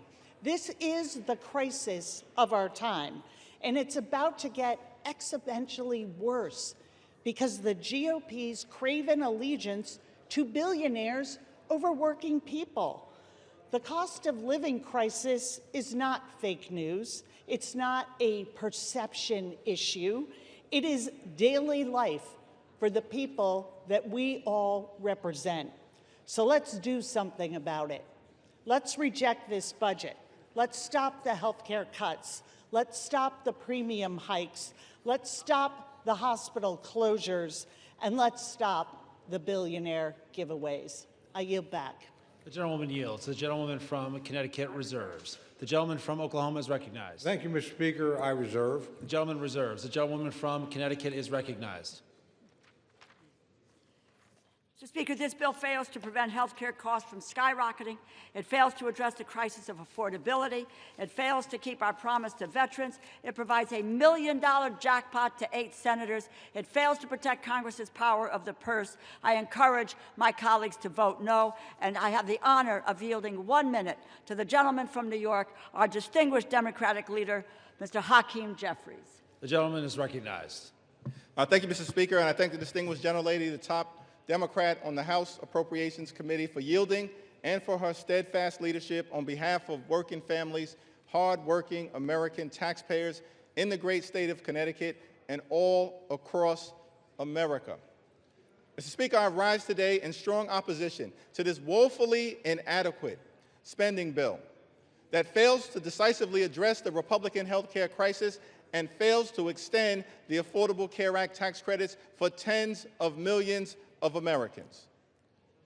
Mr. Speaker, before I say anything further, let me say to our men and women in uniform, to our active duty troops, to our hardworking federal employees, to our civil servants, to our TSA agents, to our Capitol Police, to our staff here in the House of Representatives, to our air traffic controllers, thank you for your service. Thank you for your sacrifice. Thank you for the work that you do on behalf of the American people each and every day. And it's our promise to all of you that we will continue to work hard to make sure that you are treated with the dignity and respect that you deserve. In a year in which the Trump administration has gone after hardworking federal employees relentlessly, including firing more than 200,000 federal employees prior to the start of the Trump Republican shutdown. Republicans control the House, the Senate, and the presidency. Donald Trump and Republicans made the decision to shut the government down, the longest shutdown in American history. Would rather do that than provide health care that's affordable to working-class Americans, middle-class Americans, and hard-working American taxpayers.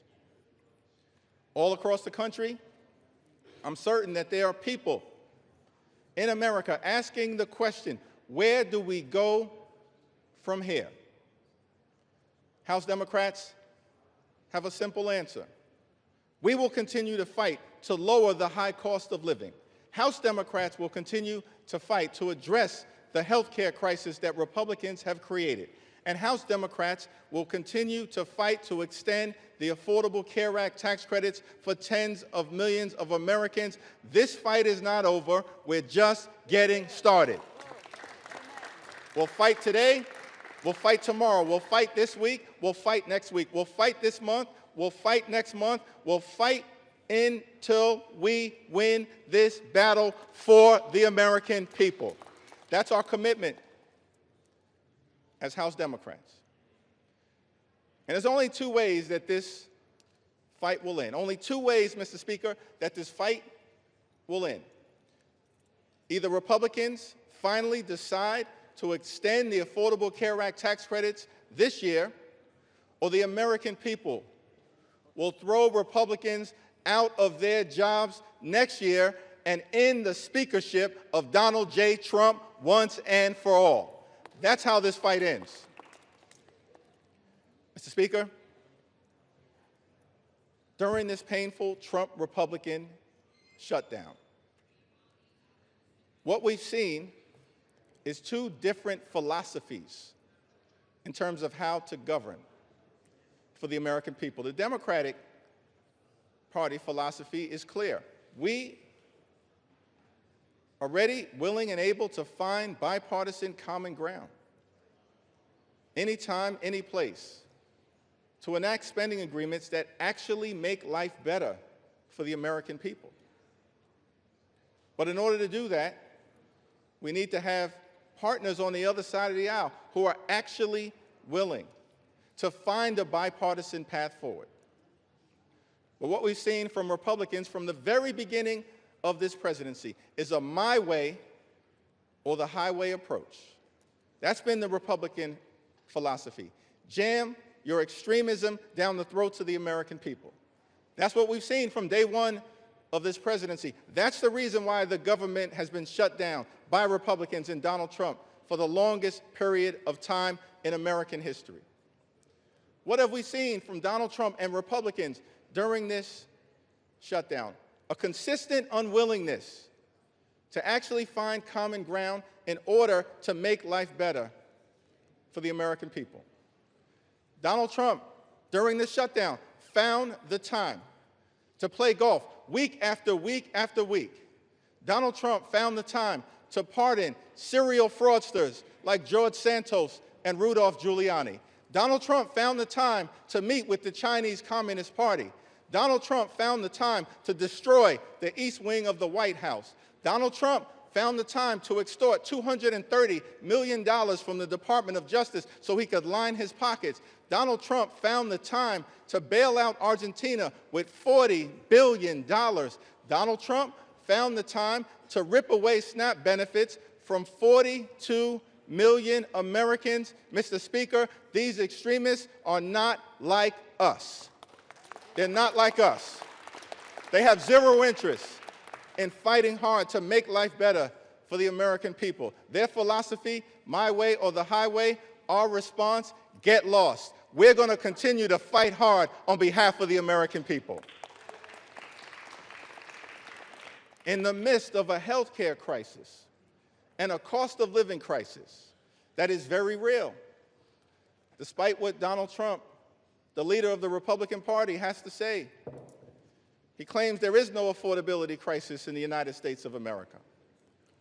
But why would anyone believe anything that Donald Trump or Republicans have to say on this issue? Because throughout 2024, before the election, Republicans in the House and in the Senate and Donald Trump on the campaign trail spent all of their time saying that costs were going to go down on day one. But costs haven't gone down. Republicans haven't done a damn thing to lower the high cost of living. Costs haven't gone down in this country. Costs have gone up. Inflation is on the way up. Housing costs out of control. Grocery costs out of control. Electricity bills out of control. Healthcare costs skyrocketing out of control.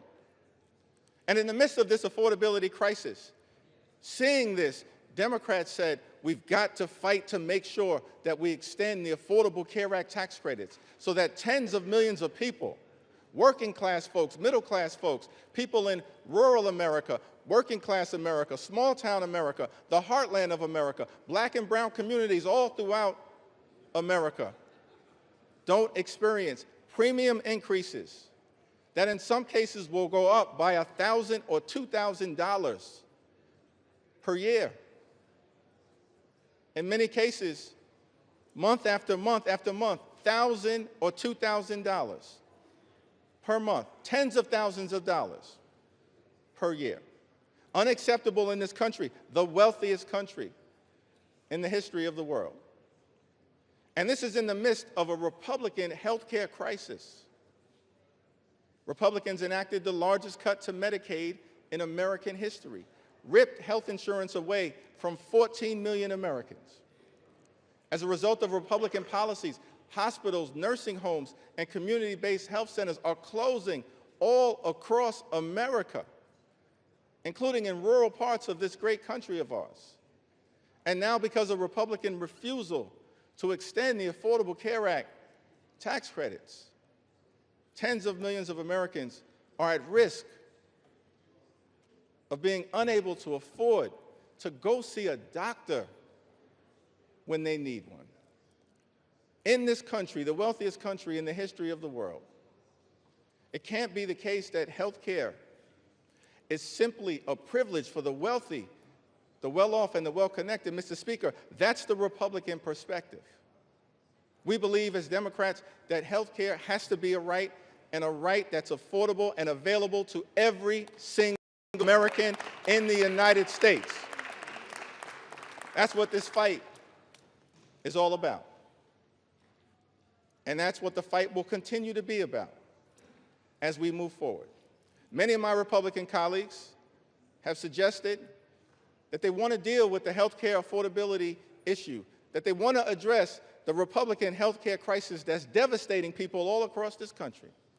Well, we have an opportunity for you to do so. There's a discharge petition connected to legislation that House Democrats have introduced to extend the Affordable Care Act tax credits for 3 years, because we believe that working-class Americans, middle-class Americans, and everyday Americans deserve the same level of certainty that Republicans always provide to the wealthy, the well-off, and their well-connected donors. Working-class Americans deserve that level of certainty. So join us in extending the Affordable Care Act tax credits. It's not too late. We're in the midst of open enrollment, but the tax credits expire on December 31st. And we will stay on this issue until we get this issue resolved for everyday Americans. Mr. Speaker, as I close, I've had the opportunity, as many of us do, to serve in the United States Congress with legendary figures, too numerous to mention. Legendary members, of course, Speaker Emerita Nancy Pelosi, Steny Hoyer, the great Jim Clyburn, Maxine Waters, Elijah Cummings, Charlie Rangel, our own Marcy Kaptur, the longest-serving woman in the history of the United States House of Representatives. We've all had the opportunity to serve with legendary members, John Dingell, too numerous to mention. But one can't call that role without calling the name of the great John Lewis. I had the distinct honor of serving with John Lewis for several terms. Many of us here in the House of Representatives did. I'll never forget, on my first day in the Congress, I had the opportunity to meet John Lewis for the first time in person. And he called me over to see him on the House floor, and he just asked me a simple question. He said, "Are you the new guy?" And I said, "Yes, sir, Mr. Lewis, I am." And he said, "Well, we're colleagues now. You don't have to call me Mr. Lewis. You can call me John." I said, "Yes, sir, Mr. Lewis, I understand." And then he said to me, "You're from Brooklyn, right?" Now, Mr. Speaker, I got to be honest, I was tempted to say, Brooklyn is always in the house. But instead, since my mother raised me with some sense, Lenita Jeffries, I said, "Yes, sir, I'm from Brooklyn."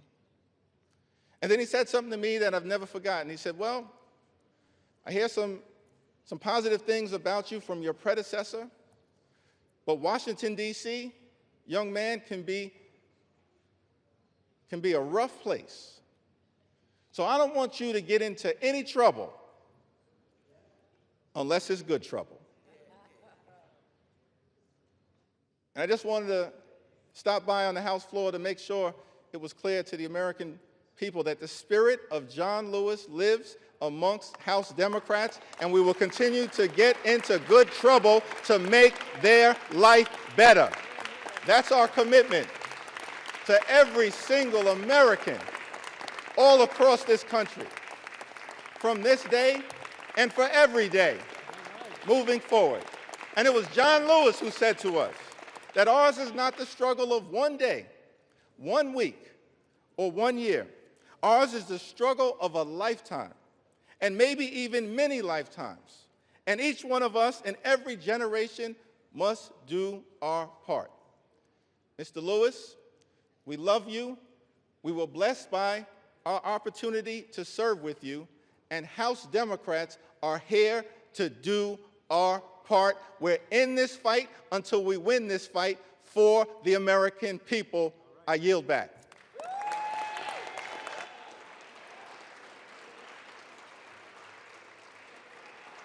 The gentleman yields. Members are reminded to refrain from engaging in personalities towards the President. The gentlewoman from Connecticut has 30 seconds remaining and is recognized. I yield back the balance of my time. The gentlewoman from Connecticut yields. The gentleman from Oklahoma is recognized. Thank you very much, Mr. Speaker. It's my distinct pleasure to yield the balance of our time to the distinguished Speaker of the House, my very good friend and a person I admire greatly. 1 minute. I'm actually just going to hold you to 1 minute, Mr. Okay. Speaker. My good friend, the gentleman from Louisiana, Speaker Mike Johnson. The gentleman from Louisiana is recognized.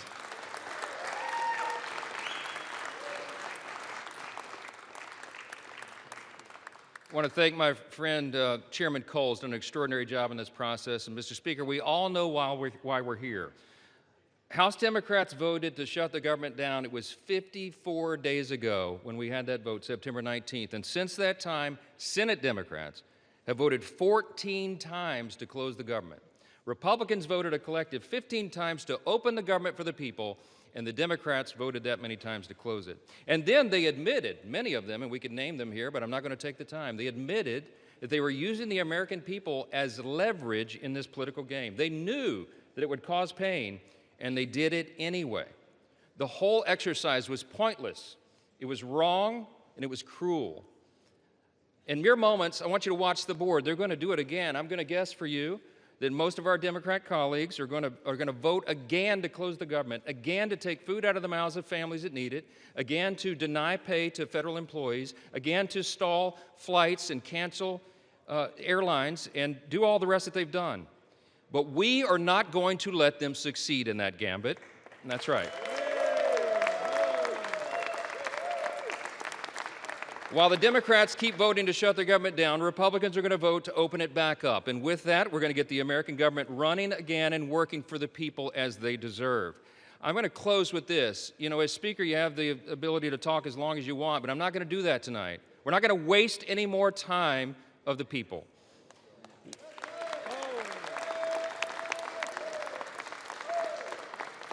I'm just going to say this. I think that everybody needs to remember this one simple thing.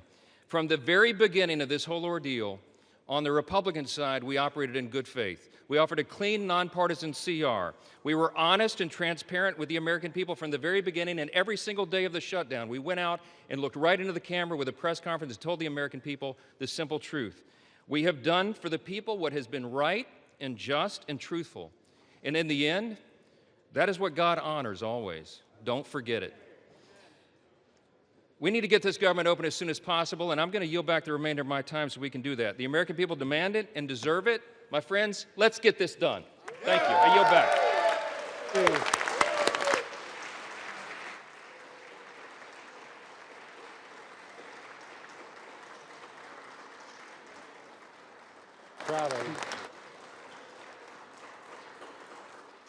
The gentleman yields.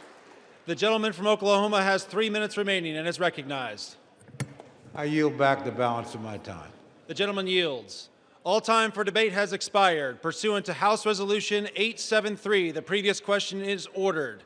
The question is on the motion by the gentleman from Oklahoma, Mr. Cole. All those in favor say aye. All those opposed say no. In the opinion of the chairs, the ayes have it. For what purpose does the gentleman from Connecticut stand? Mr. Speaker, I request the yeas and nays. The yeas and nays are requested. Those favoring a vote by the yeas and nays will rise. A sufficient number having risen, the yeas and nays are ordered. Members will record their votes by electronic device. This is a 15-minute vote.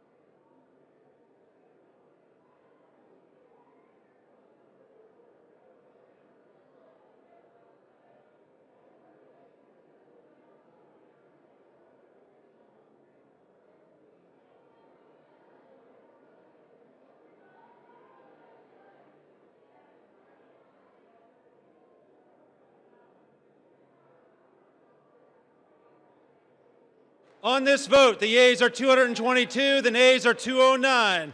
The bill is passed. The motion is adopted.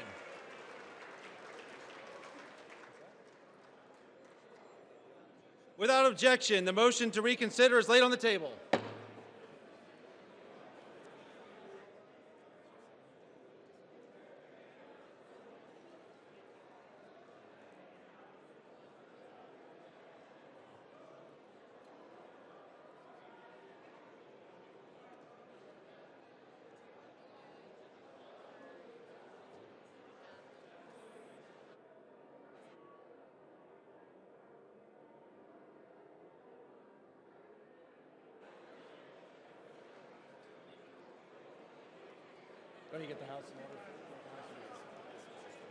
The chair lays before the House a communication.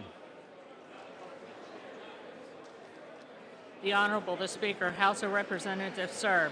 I respectfully request to be relieved from assignments to the House Armed Services Committee and the House Select Committee on Competition between the United States and the Chinese Communist Party, effective immediately. It has been an honor and privilege to serve on these committees on behalf of my constituents and the American people. Signed sincerely, Mikey Sherrill, Member of Congress. Without objection, the resignation is accepted.